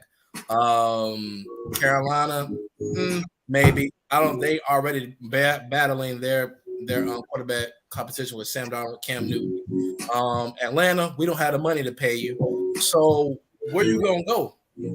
That's my question. Where would you go? Okay, you can go to the Texans, but you're not gonna win anything. Kyler Murray, I want you to understand something. Play through your contract and have a great year, then ask for your money. You really haven't done anything worth of substance to command the kind of money that you're asking for. So stay in Arizona, play through that contract out, have a good year, then ask for your money. Coach, what do you have to say about Kyler Murray's landing spot? Kyler Murray, 3 letters. MLB. We'll see you later. Have a nice day. Ooh. He could. Red, you're on the clock. Go. Yeah, I'm with coaching on money on this, dude. Either shut your mouth and earn your deal and playing one more year in Arizona like most QBs do, crying after 2.5 seasons when you didn't do anything but fail out in the end anyway. Or like Coach said, hang it up and go play baseball. Because really, dude, you have no leverage. Ain't nobody listening to your demands, okay? You haven't won anything in the NFL. You went to the playoffs once. You got beat in the first round. The other 2 years, you flamed out after having a good first half of the season. Your second half is none to be desired, okay? So, like Armani said, I have no idea what type of leverage you think you have, man. You need to shut your mouth, come back to Arizona, have another good year, and then maybe have some contract demands. And even then, dude, ain't nobody gonna be listening to him that much. How many teams gonna be listening to you? You need to think about it, Kyle. You're not that big, okay? You have size issues, all right, dude? So having these, trying to come out acting arrogant, no, dude. Like our money and Coach said, either play it out in Arizona or go play baseball. Bye. All right, let's see what Revenite Nation has to say about Kyler Murray. Hey, Coach, they got you tickled. Let me see what they said. Oh, man. Oh, my bad. Maurice Thor was correcting me. Las Vegas. My bad. Let's go. I see what you laughing at. The VP Kyler's landing spot, Arizona. You're not going anywhere, buddy. Suck it up, Chief.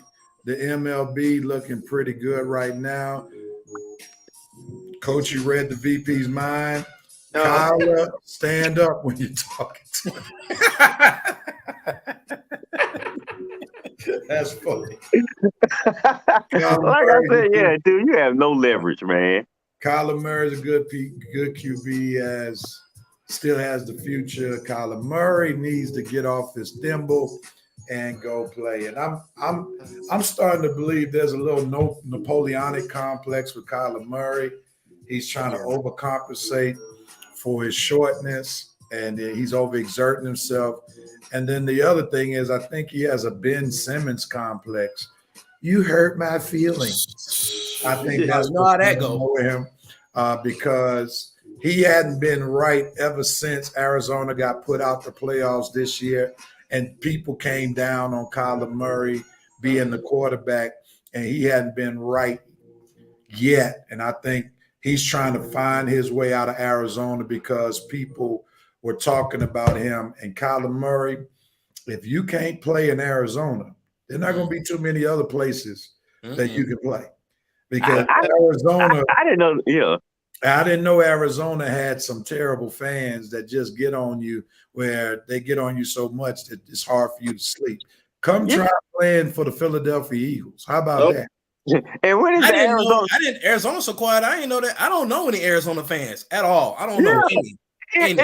What is the Arizona Republic? Since when did they say so tough on journalism? I don't even know any of their reporters. Has any of their reporters ever been on the round the horn? Who are you running from in Arizona, Kyler? I have no idea. Please tell me the reporter who is so tough on you. And I tell you, Arizona might have the softest media probably since Atlanta. Yeah, Atlanta and Arizona had the softest media, and he crying about Arizona.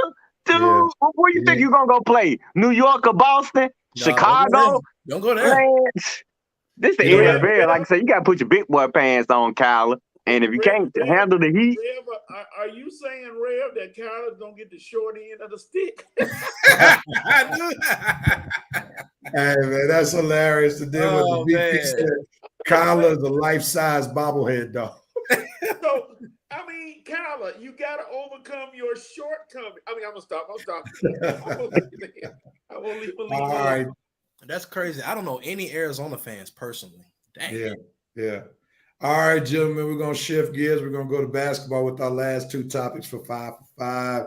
And Armani, you're last on this one, but this will be good so you can hear what Coach and Red have to say about the Beard Fields. No NBA playoffs pressure. Coach, you're up first. What you got to say about one of your former teams' best player? Well, no, Houston was one of your best players, one of your best teams, but Harden's not on that team anymore. He's in Philadelphia. What you got to say about Harden feeling no NBA playoffs pressure? You're on the clock.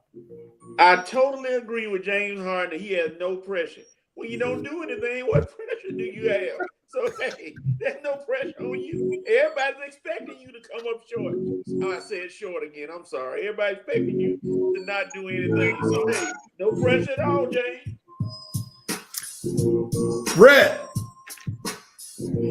I think somebody has been soaking James Harden's beard in a vat of Hennessy or something, dude. I don't know what's going on, man. Have you been drinking? Because you are crazy if you think ain't no pressure on you. Charles Barkley issued a message to you last night. I suggest you go on YouTube and listen to it. If you don't think you had no pressure on you, you a complete fool. But then we're talking about James Harden, so why would I be surprised? Armani, what you got? James, I mean, you don't have no man. You not in Houston no more. You're not in LA no. Hey, you know where you at? You are in Philadelphia. Now you talk about if you can't deliver at least an NBA Finals appearance here, man. You ain't gonna be here long, man. You have as much pressure on you as a woman does giving birth. That's a lot of pressure, man. You got a lot of pressure on you. You better come to play in these playoffs, or you're gonna be up out of here. We'll get somebody else. You see how we did Jimmy Butler? You see how we did Ben Simmons? We get rid of people real quick. Now I know you got the greatest big man right now, helping you out, but you need to come to play too. It can't just be him. Armani has spoken. Let's see what the Revenite Nation has to say about James Harden, the Beard, not feeling any pressure. Hold up right quick. Got 2 comments from the previous section. Oh my God, I hope that's not the case. The Ben Simmons syndrome is just as bad as the Kardashian curse.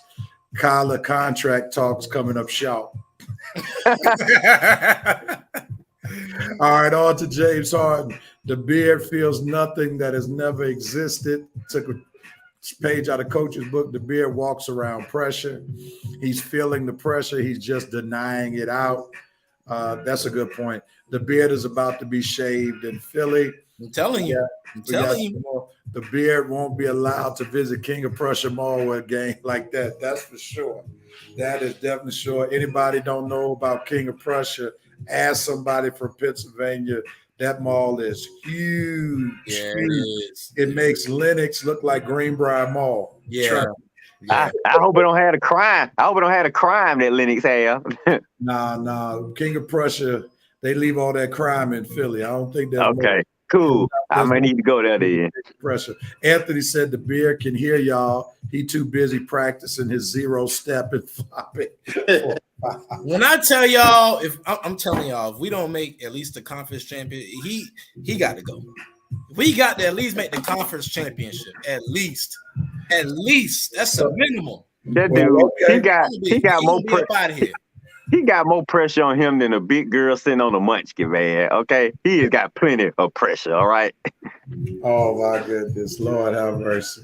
We're gonna leave the big girls alone.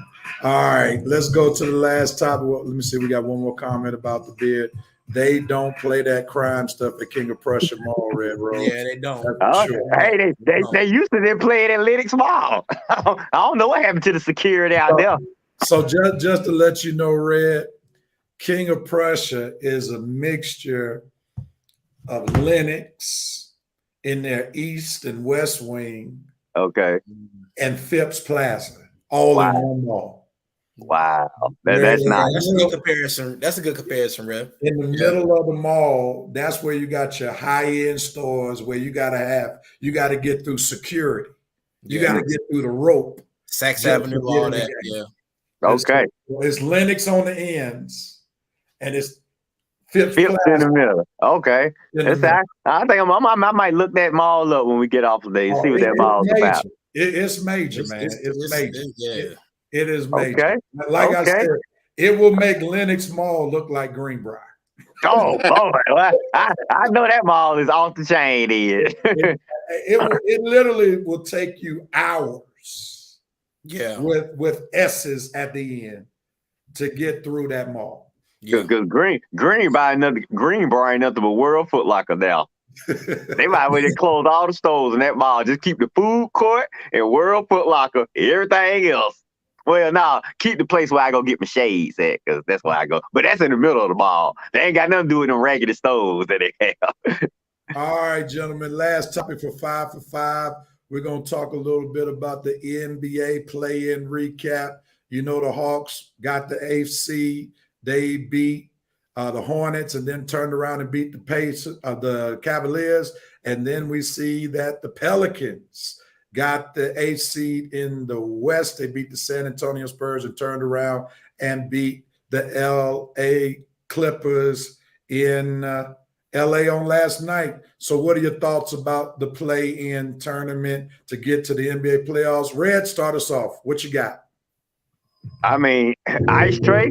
What more can we say? I mean, he did it. I mean, didn't have a good game against the Hornets, but we survived. But boy, he didn't have a good first half against the Cavs, but we survived because his second half was off the chain. I mean, what more can you say about Ice Tray? He's really put the Hawks on the map, and I just hope the Hawks reward us and him with enough help for us to make a championship run. But I'm very proud of the Hawks for winning that game last night. And as far as the Pelicans, I mean, way to go. Way to go. I mean, I thought the Clippers had that game. I switched the channel because I thought it was over. The Pelicans, Coach Willie Green, y'all showed me something. Very impressed with you guys this season. You started off bad, completely forgotten about, and you played your way back into playoff contention, and you're in the playoffs.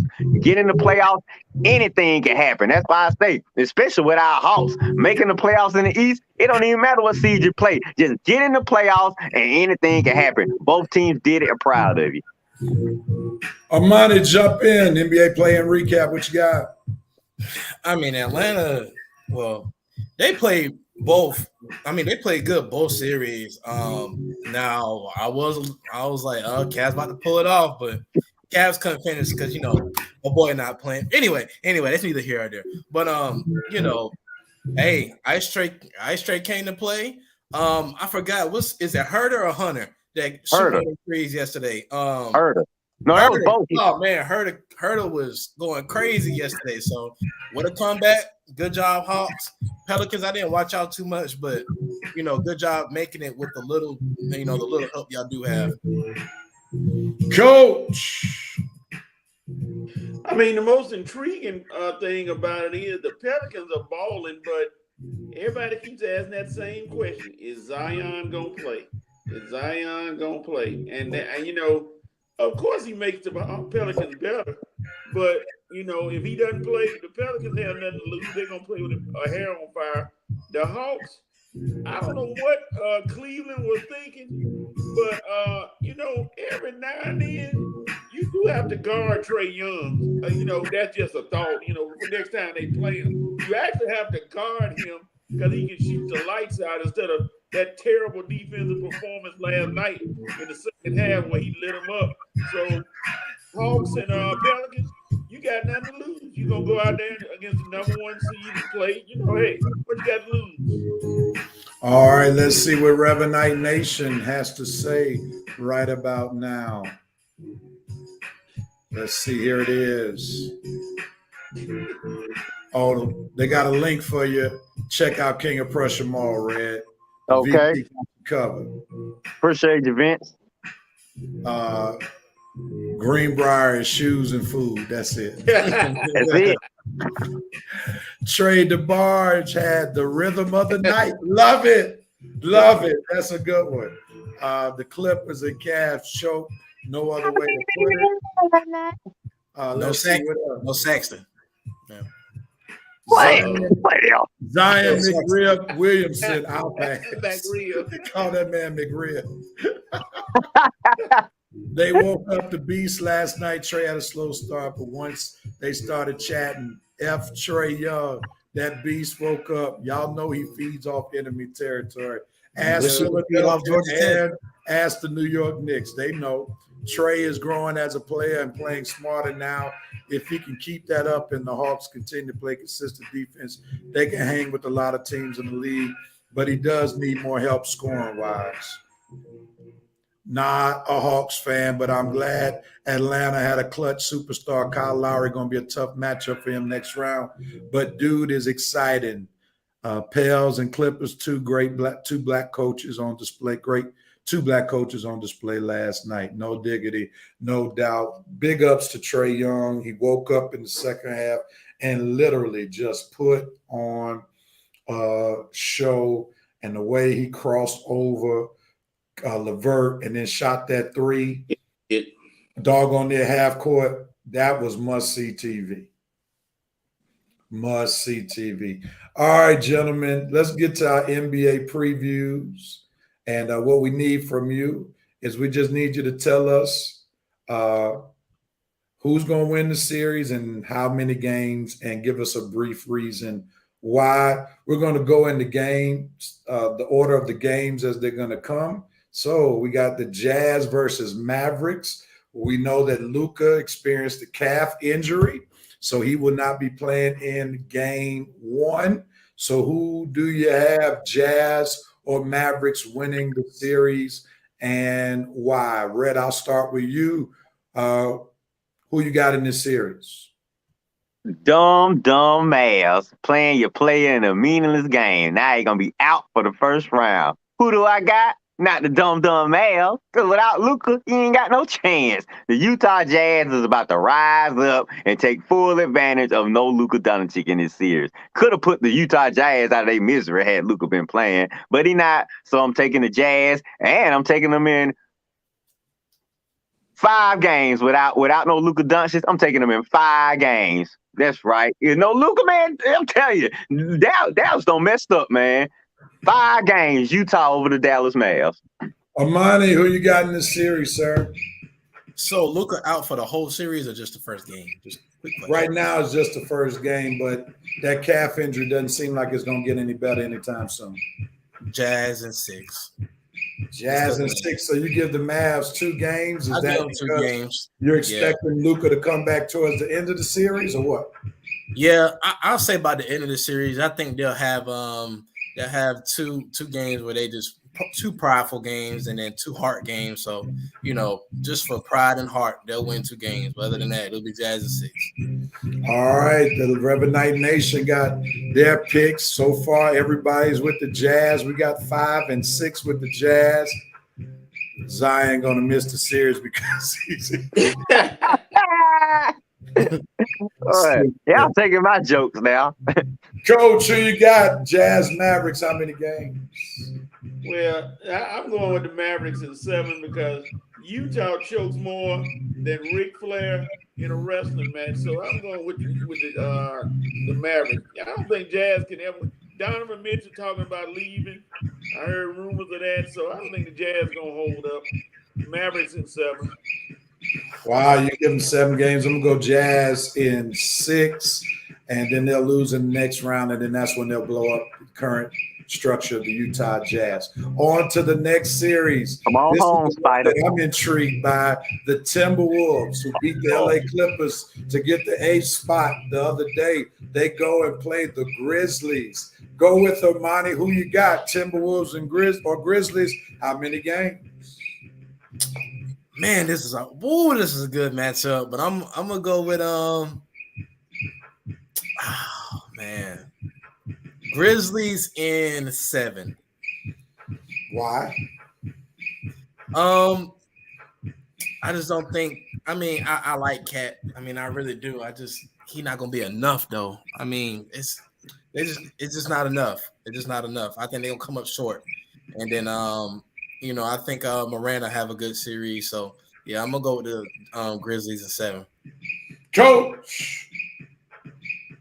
Grizzlies Grizzlies in 5. The Timberwolves are a joke.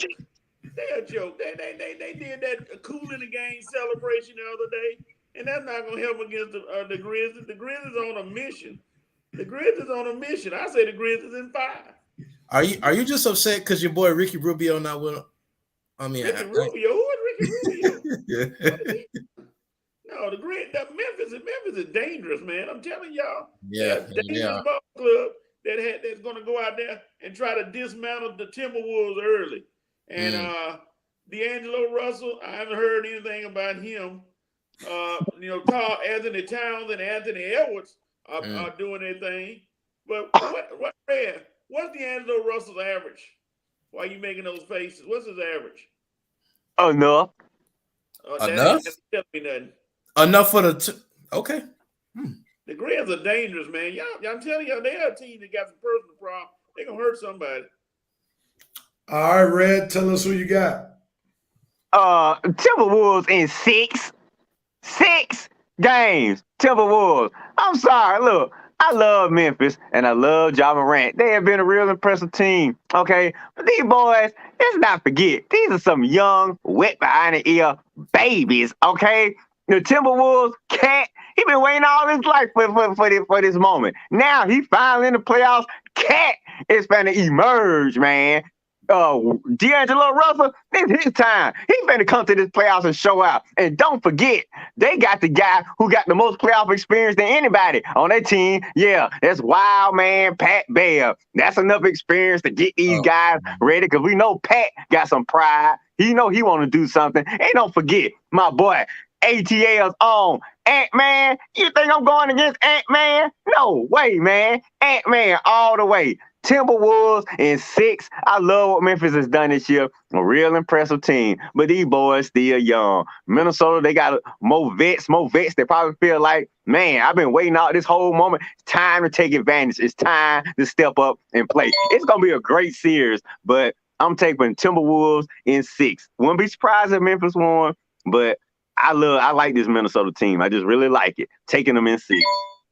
I'm also going with the Timberwolves in 6. I think this is probably the worst matchup for the Memphis Grizzlies because the Timberwolves can match the Grizzlies' athleticism. Ja Morant, great athlete. Yes, the Memphis Grizzlies did a lot of winning without Ja Morant in the regular season. This is postseason. There's no travel besides going to the next city that you're playing in against the team that you're playing. You're not traveling all over the place, having late nights, plus you have a day in between. So the dynamics are different. I don't want to hear anybody think about Memphis's record without Ja Morant. How many of those games did they win against playoff teams? We don't know. The bottom line is, do y'all think that they could beat the Minnesota Timberwolves without Ja Morant? No, they cannot.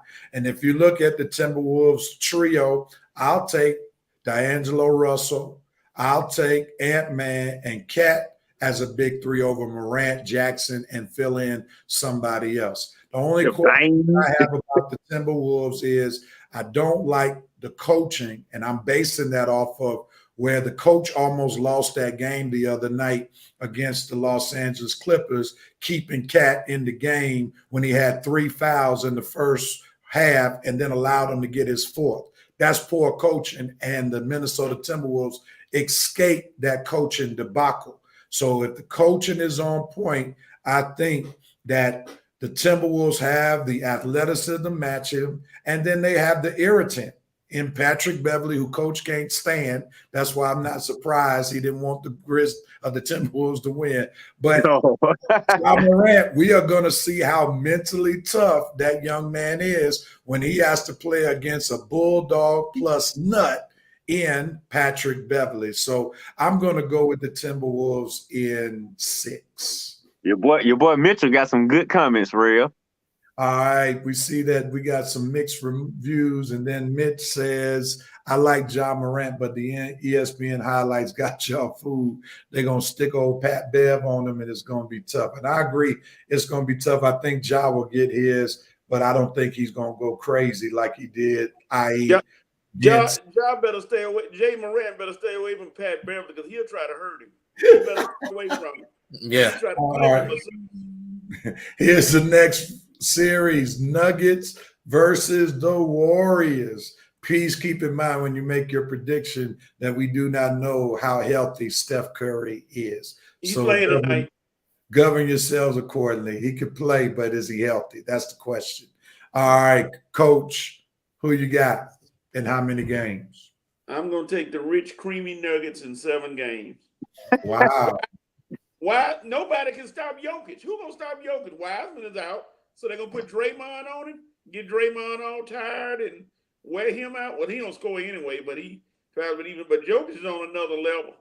And it would have been really easy if Porter and Murray was playing, but I just don't think the Nuggets. I still think Klay Thompson is missing a little bit on his jump shot. He scored, but it's something like he's still favoring the legs. That might hurt him on defense. So I'm going to go with the Nuggets in 7.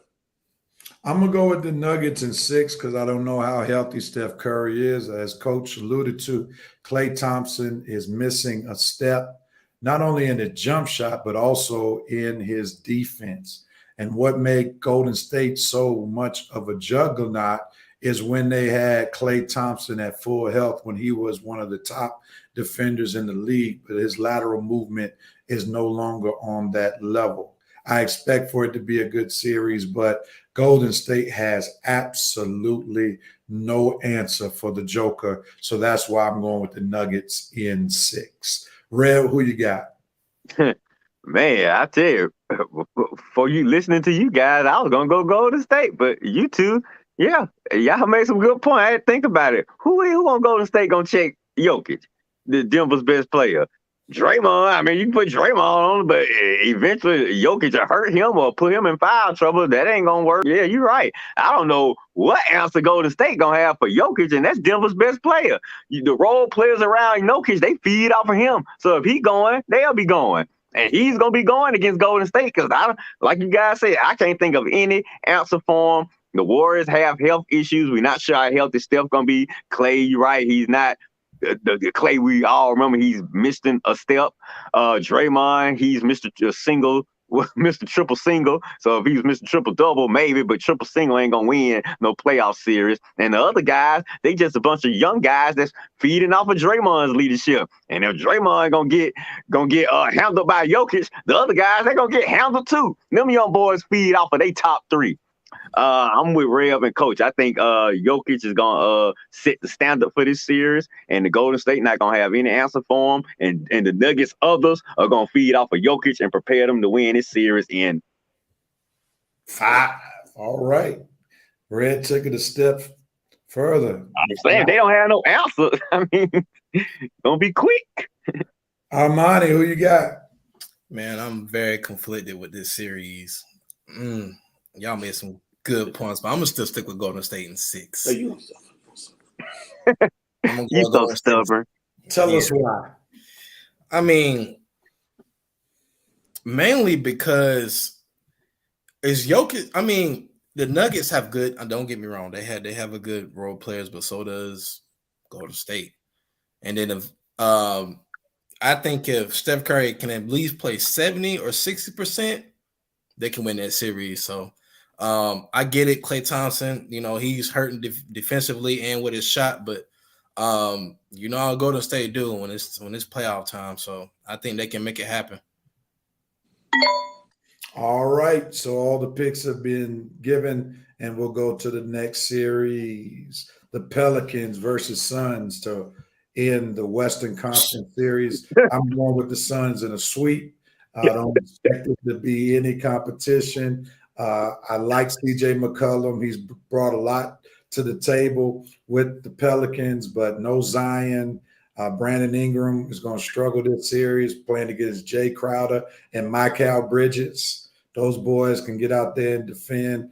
And then the Pelicans are not really going to have any answer for the leadership of CP3. So give me the Suns in a clean sweep.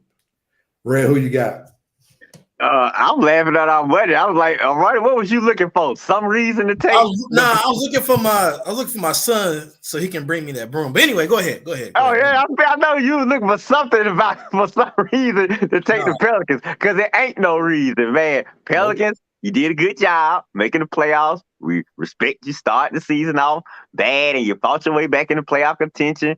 But hey, winning the playing in the West mean a date with the Phoenix Suns. CP3 ain't, and them boys, Booker and them boys, they are not about to let you do anything to them in this first round. They ain't gonna choke in the first round. It'll be later in the playoffs. But Pelicans, I love you. But like Rev said, like our money looking for that broom, this about to be 4 games, quick, fast, in a hurry. Bye-bye. Armani, what you got? Ain't nothing to talk about. It's gonna be a sweep. I wish my son was down here can bring me that broom. But anyway, they're not losing. The Pelicans. I mean, really, the Pelicans in the first round? No. I mean, they don't have anybody besides Zion, and Zion ain't even playing. So they got Booker and Chris Paul. Yeah, no. Suns and 4. Coach. Pelicans in 7. God dog it. I don't want Chris Paul to win nothing. You win nothing. No, it's gonna be a gentleman. If it goes 7 games, it might happen. It's a gentleman sweep. Suns gonna let him win 1 just accidentally by a late shot or something. And it's gonna be Phoenix in 5. It'll be a gentleman sweep. What a Cornhusk. God. All right. Revenite Nation, all on the Phoenix train. CB3 about the CB4, the Pelicans in the Not sweep. CB4. Not CB4. All right, gentlemen, it's time to go to the Eastern Conference. We're going to start with Armani's team, the 76ers against the Raptors. Red, you're on first. Who you got in this series, sir? I got the Sixers, but it's gonna be a well fought series. I wouldn't be surprised if it goes 7 games. But Philly, y'all just can't lose in the first round now. Oh man, I hope not. I feel sorry for the Sixers if they lose in the first round, but I don't think it's gonna happen. I think the Raptors gonna play them tough. The most I don't think the earliest this will be over with is 6 games. I don't think it's gonna be like 4 or 5 games. It's gonna be a tough fought series, and Philly will win in Toronto in 6 games or at home in 7 games. But they're not gonna lose the series though. Tell us why the 76ers are gonna beat the Raptors, Armani, in how many games? You know, my boy, Joel Embiid. Hey, you can't lose. Hey, well, you can, but hey, that other guy ain't here no more. So, hey, now don't get me wrong. Hopefully, the beard don't mess this up for us. But anyway, I got the Sixers and I'm gonna say. Go ahead. You want to say 4? You're about to say sweet. Say 4 so bad. I want to say it so bad, but I gotta be realistic. I'm gonna be realistic. 6 and 5. I'm gonna be realistic. Okay. The gentleman's sweep. Coach, Raptors are 76ers. How many games? 76ers and 6. Simple. Can you tell us why? Because I think Joel Embiid is. I know it don't matter toward his MVP campaign, but I think he's driven this year. He think he got something to prove. He's gonna try to go out there and manhandle everybody. And yes, sir. He'll do it himself. I can't wait to see the Sixers this year. Ooh, I can't wait. So we got everybody in Revenite Nation but Mitch, who's going with the Raptors. Why am I not surprised? Who's going with the Raptors? Because of that rivalry. Celtics fan. A Celtics fan. Ain't nobody worry about y'all. But anyway, we'll get to that one. Okay. I'm going to go with the Sixers in 6. I think even though the Raptors had got the best of the 76ers in the regular season, this is the playoffs, and teams get to expose other teams' weaknesses at a high level. And I think the Raptors are like the Grizzlies. They are a great regular season team, but they are not going to do what needs to be done to beat them in a 7-game series. So give me the 76ers in 6. Well, I better Jimmy Harden better show up our money. Your home state team. You could have went 5. Come on. Yeah, but I'm gonna go. If Jimmy Harden don't show up, you better hope he show up. All right, Red. Show up. ABC gonna be the highest. They're gonna be the highest grossing liquor store in Virginia. All right, let's go. Red, did you give your prediction? Yeah, I got 6s and 7. All right, let's go to the next series. Nets versus Celtics. I'm gonna step away real quickly. Who you got, Armani? Nets versus Celtics. Nets in 6. Nets in 6. Celtics ain't going. What? The Celtics, I mean, they could do it, but Kyrie and KD, they too much. It's just too much for Tatum and those guys, man. I'm sorry. I don't like the Nets either, but I don't like y'all more. I'm going with the Nets in 6. Red. Oh, okay. Well, y'all know being a Laker and Hawks fan, there's no way I ever pick the Celtics in anything, okay? So definitely ain't gonna pick them over the Nets, okay? And even though I'm not a fan of either team, a doggone show ain't picking the Celtics, so I'm without money. I'm picking the Nets in 6 or 7 to beat these chokers who ain't done anything since they put this team together. Ain't done nothing since King Kobe beat you in 2010. So I don't know what Mitch be talking about all these years, dog. We beat you down in 2010 when you had a 3-2 lead and you couldn't close the deal. King Kobe made sure you couldn't close the deal. Oh, sorry. I don't know why we went all the way back. When I leave out, Red wants to get crazy. Coach, what's your pick, man? Of course. The Nets, this one's going 7. I'm saying the Nets in 7. I think that Durant is fueled by something. I don't know what, and I don't know how the Celtics going to respond to try to stop him. So I'm going to go Nets in 7. All right. It's on me. I'm actually going with the Celtics in 6. What? Rev? I think you all are getting caught up on the hype. You got to realize chemistry matters. The Nets are still trying to find themselves. Remember, they have not played with Kyrie basically the entire season. The Celtics have become a well-oiled machine, and therefore there's a reason why they ascended in the standings. And therefore, you all got to understand chemistry definitely matters. I don't care how much star power the Nets have. They do not have the chemistry of the Celtics. And let's remember, ever since the Celtics got Tatum and Brown on the same page, when everybody thought that they should trade one of them, they have been one of the best teams in the NBA. So remember, they got home court advantage, plus they got better chemistry. So give me the Celtics in 6. And they got Nia Long's husband, too. All right. What you got, Red? Tell us why you're going with the Nets. Who said, me? Yeah. Oh, he gave me that's what he went on his monologue. Well, he went. Okay, yeah. I'm saying, that's what I went on because I'm not a Celtics fan. Lakers fans can't be choosing Celtics or anything. Lakers are Hawks fans, but objective. This is okay. Yeah, I do. I like Tatum and Jaylen Brown. They've been doing, like you say, ever since they were talking about getting rid of one of them. They've been on a hot streak. I remember the Hawks beat them early in the season, and ever since then, I guess they couldn't take that and been hot ever since. But I like the Nets champion because they put this Nets team together to win a championship. I think they got to realize it is now or never. So, and the Celtics are a good team. I'm just going to pick the Nets on them. I'm stubborn, but, I can't pick the Celtics over that. Coach, you obviously wanted to say something about Mitch's comment. So what do you want to say? No, I was looking at Maurice Thor. Please recognize him because he started to put his tissue out. Rev Night Nation is giving our picks too, Let us get our picks on here, please. Oh, God. We've been posting them, brother. We've been posting them. So feel free to post what you got. All right. Let's move forward. So we got the Nets and the Celtics. Then we got the Bulls versus the Bucks. Oh, Lord. I hope you watch it, Eric. It's going to be quick. Coach, you got it. Who you got? The Bucks going to hurt the Bulls so bad, it ain't going to be close. The Bulls, glad you made it, Bulls. See you later, though. Cancun be calling. Bucks in 4.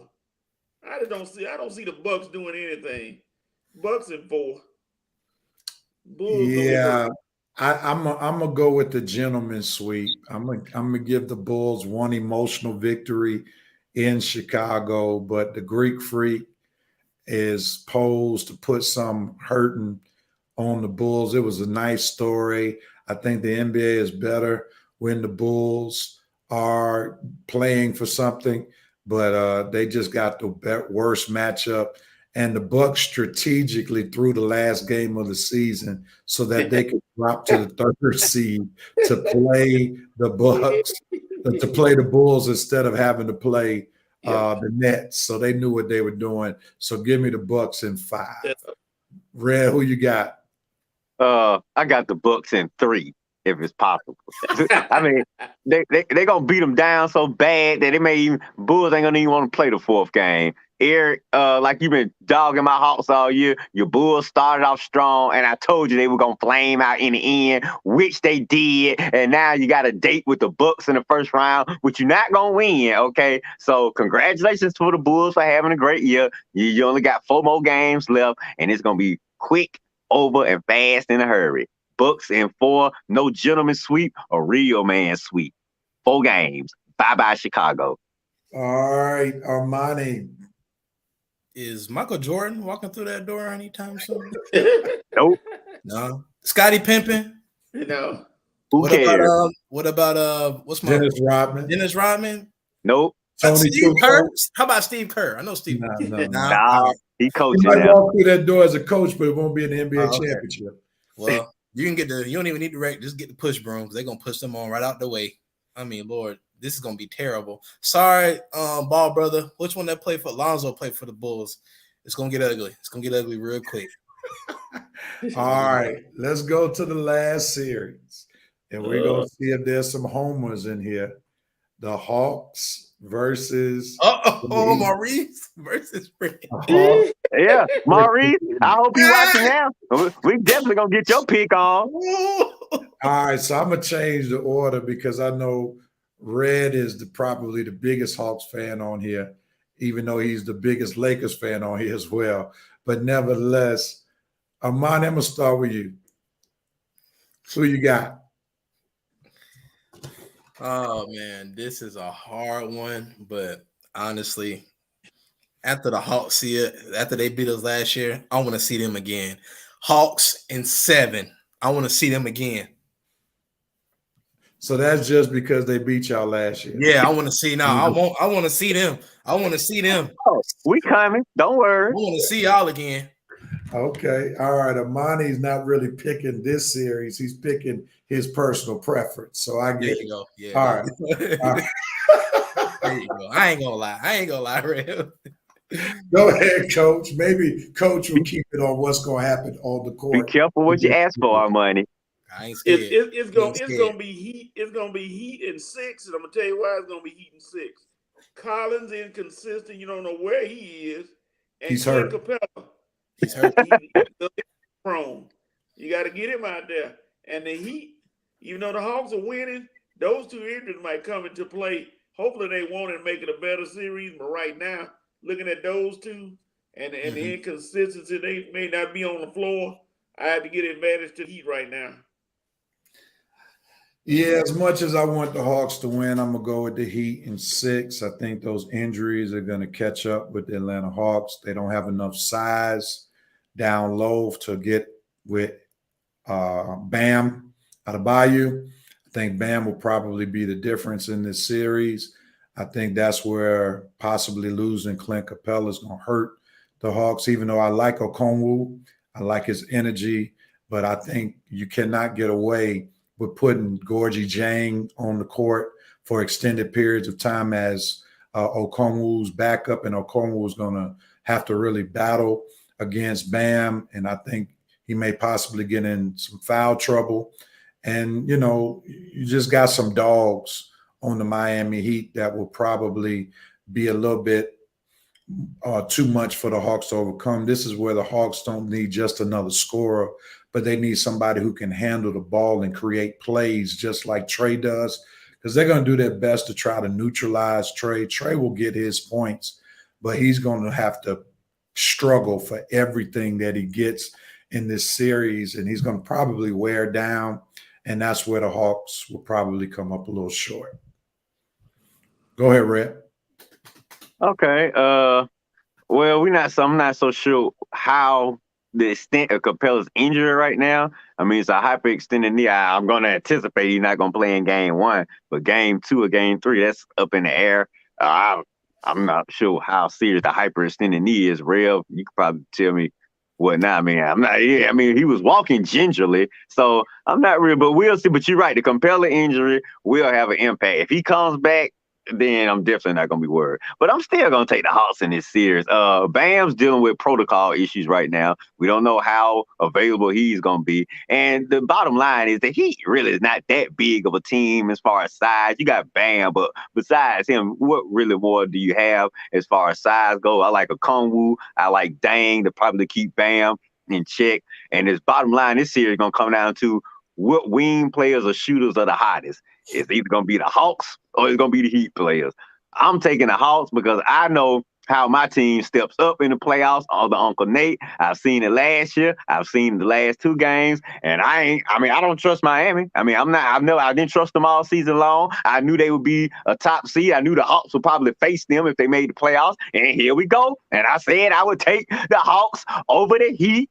And like our money said, you want to see my team again, buddy? Well, I want your team again, buddy. Definitely we're hard in there. So you're right. We're on a full train course to meet the Philly again, because I think we get them in the second round. So I want to see our money team again. I know you want to see me again. So the only obstacle in our way is the Miami Heat. And the Hawks been dealing with obstacles since Uncle Nate arrived. They said we couldn't handle the Knicks. We took care of them. They said we couldn't beat the Sixers. We took care of them. They said we couldn't beat the Bucks. If it weren't for that ref, we probably would have handled them. Okay. They said we was gonna lose to the Hornets, took care of them. They said the Cavs would beat us at home, we took care of them. Okay, so here we go again. Hawks can't beat Miami. Well, we're gonna about to find out. Because I know Ice Trey is ready, and I know all I need is Bogey and Hunter. What you gonna do, man? 0 for 5 from the 3 last night, 10 points. You show up against the Hornets, you don't show up against the Cavs. That inconsistency is either gonna help us or hurt us. It's gonna help us if you actually show up against Miami, but if you just don't do anything, that's gonna hurt us. This guy, do you want to get paid, buddy? Because if you do, you better show up and you better show up in these playoffs. I know that. So I know Trey will be there. I know Bogey will be there and Herter. They step up in the playoffs. What are we gonna get from the other players? If we can just get a little bit from Hunter, just a little bit, the Hawks will beat the Heat in 6 games. All right, you heard Red. He's gonna beat the Hawks are gonna beat the Heat in 6 games. But don't let us steal game 1 tomorrow. Don't let us steal game. You know, all playoffs last year, we stole game 1. The Hawks win game 1 tomorrow. That is a trend for y'all. Yeah, we win game 1 tomorrow, look out. So I hope Miami ready because they the number 1 seed. Ain't no pressure on us. We the 8th seed. You better not let Ice Trey come in there and steal game 1, Miami. That's a warning to you Heat fans. Don't let us take game 1. Red, I got some news for you, Red. It just came down the wire. They said, oh my God, Trae Young is gonna fill in for Clint Capella at center like Magic did for Kareem.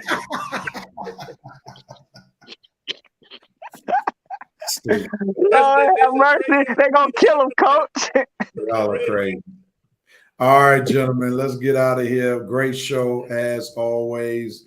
And you all know how we end the show with our You Have the Right segment. This is our segment where we tell somebody or some team you have the right to do what, when, where, and how. Who wants at it first? Who has the right to do what, when, where, and how? I guess I should have said it. I just went off on him right now. But DeAndre Hunter, you have the right to please step up, man. Dang, we need you right now. We need you, Hunter. Collins is out. Capella might be out. Man, if you don't give us anything in this playoff series, I mean, I am going to roast this cat so hard because this is the time. You in your 3rd year, you looking for a contract extension. This is the time. This is the series versus Miami to step up and show you are worthy of being a part of this team going forward. Because if you don't, dude, I don't want to see you in a Hawks uniform again. Just trade the guy, get rid of him, move on, and we'll draft somebody else because Trey needs consistent scores around him. We need guys that are going to step up. I know Ice Trey going to be ready, but DeAndre Hunter, you have the right to step up in the playoffs. No ifs, ands, or buts. Go Hawks. All right, who has the right to do what, when, where, and how? Who wants at it next? Go ahead. I'm sorry.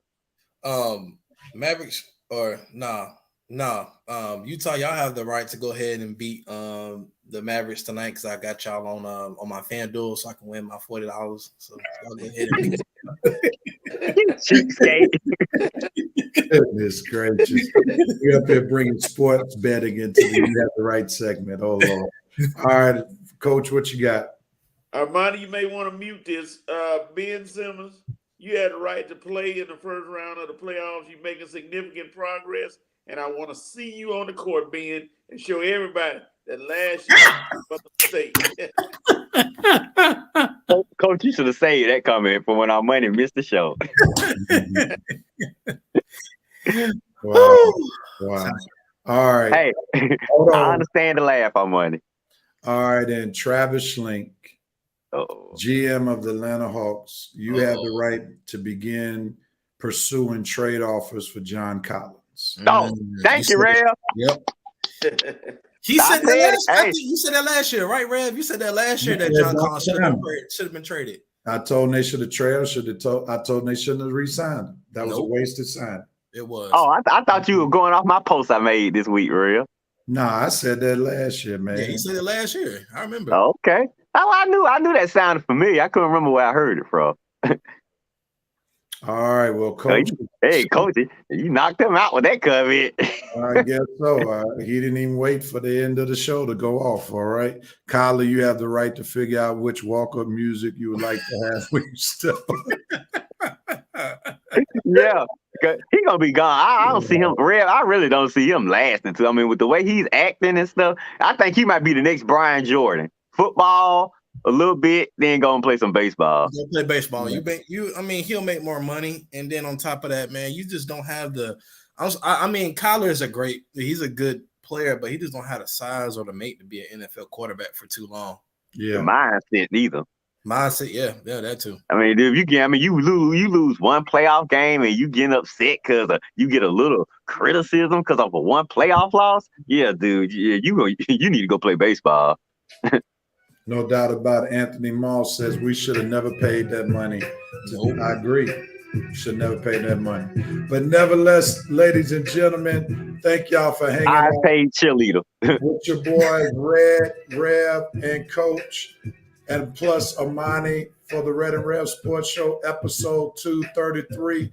It was a great show. Yep. Check us out next week. Episode 234 of the Red and Rev Sports Show. Thank y'all again. I guess Coach want to say bye because he just popped up again. All right. Thank you, Coach, for legitimizing the ending. We greatly appreciate your presence. All right. With that being said, thank y'all, everybody, for watching the Red and Rev Sports Show. Have a great week. Tune in next week. Peace and love. Happy Easter. Happy Easter, Resurrection Sunday, and all that good stuff.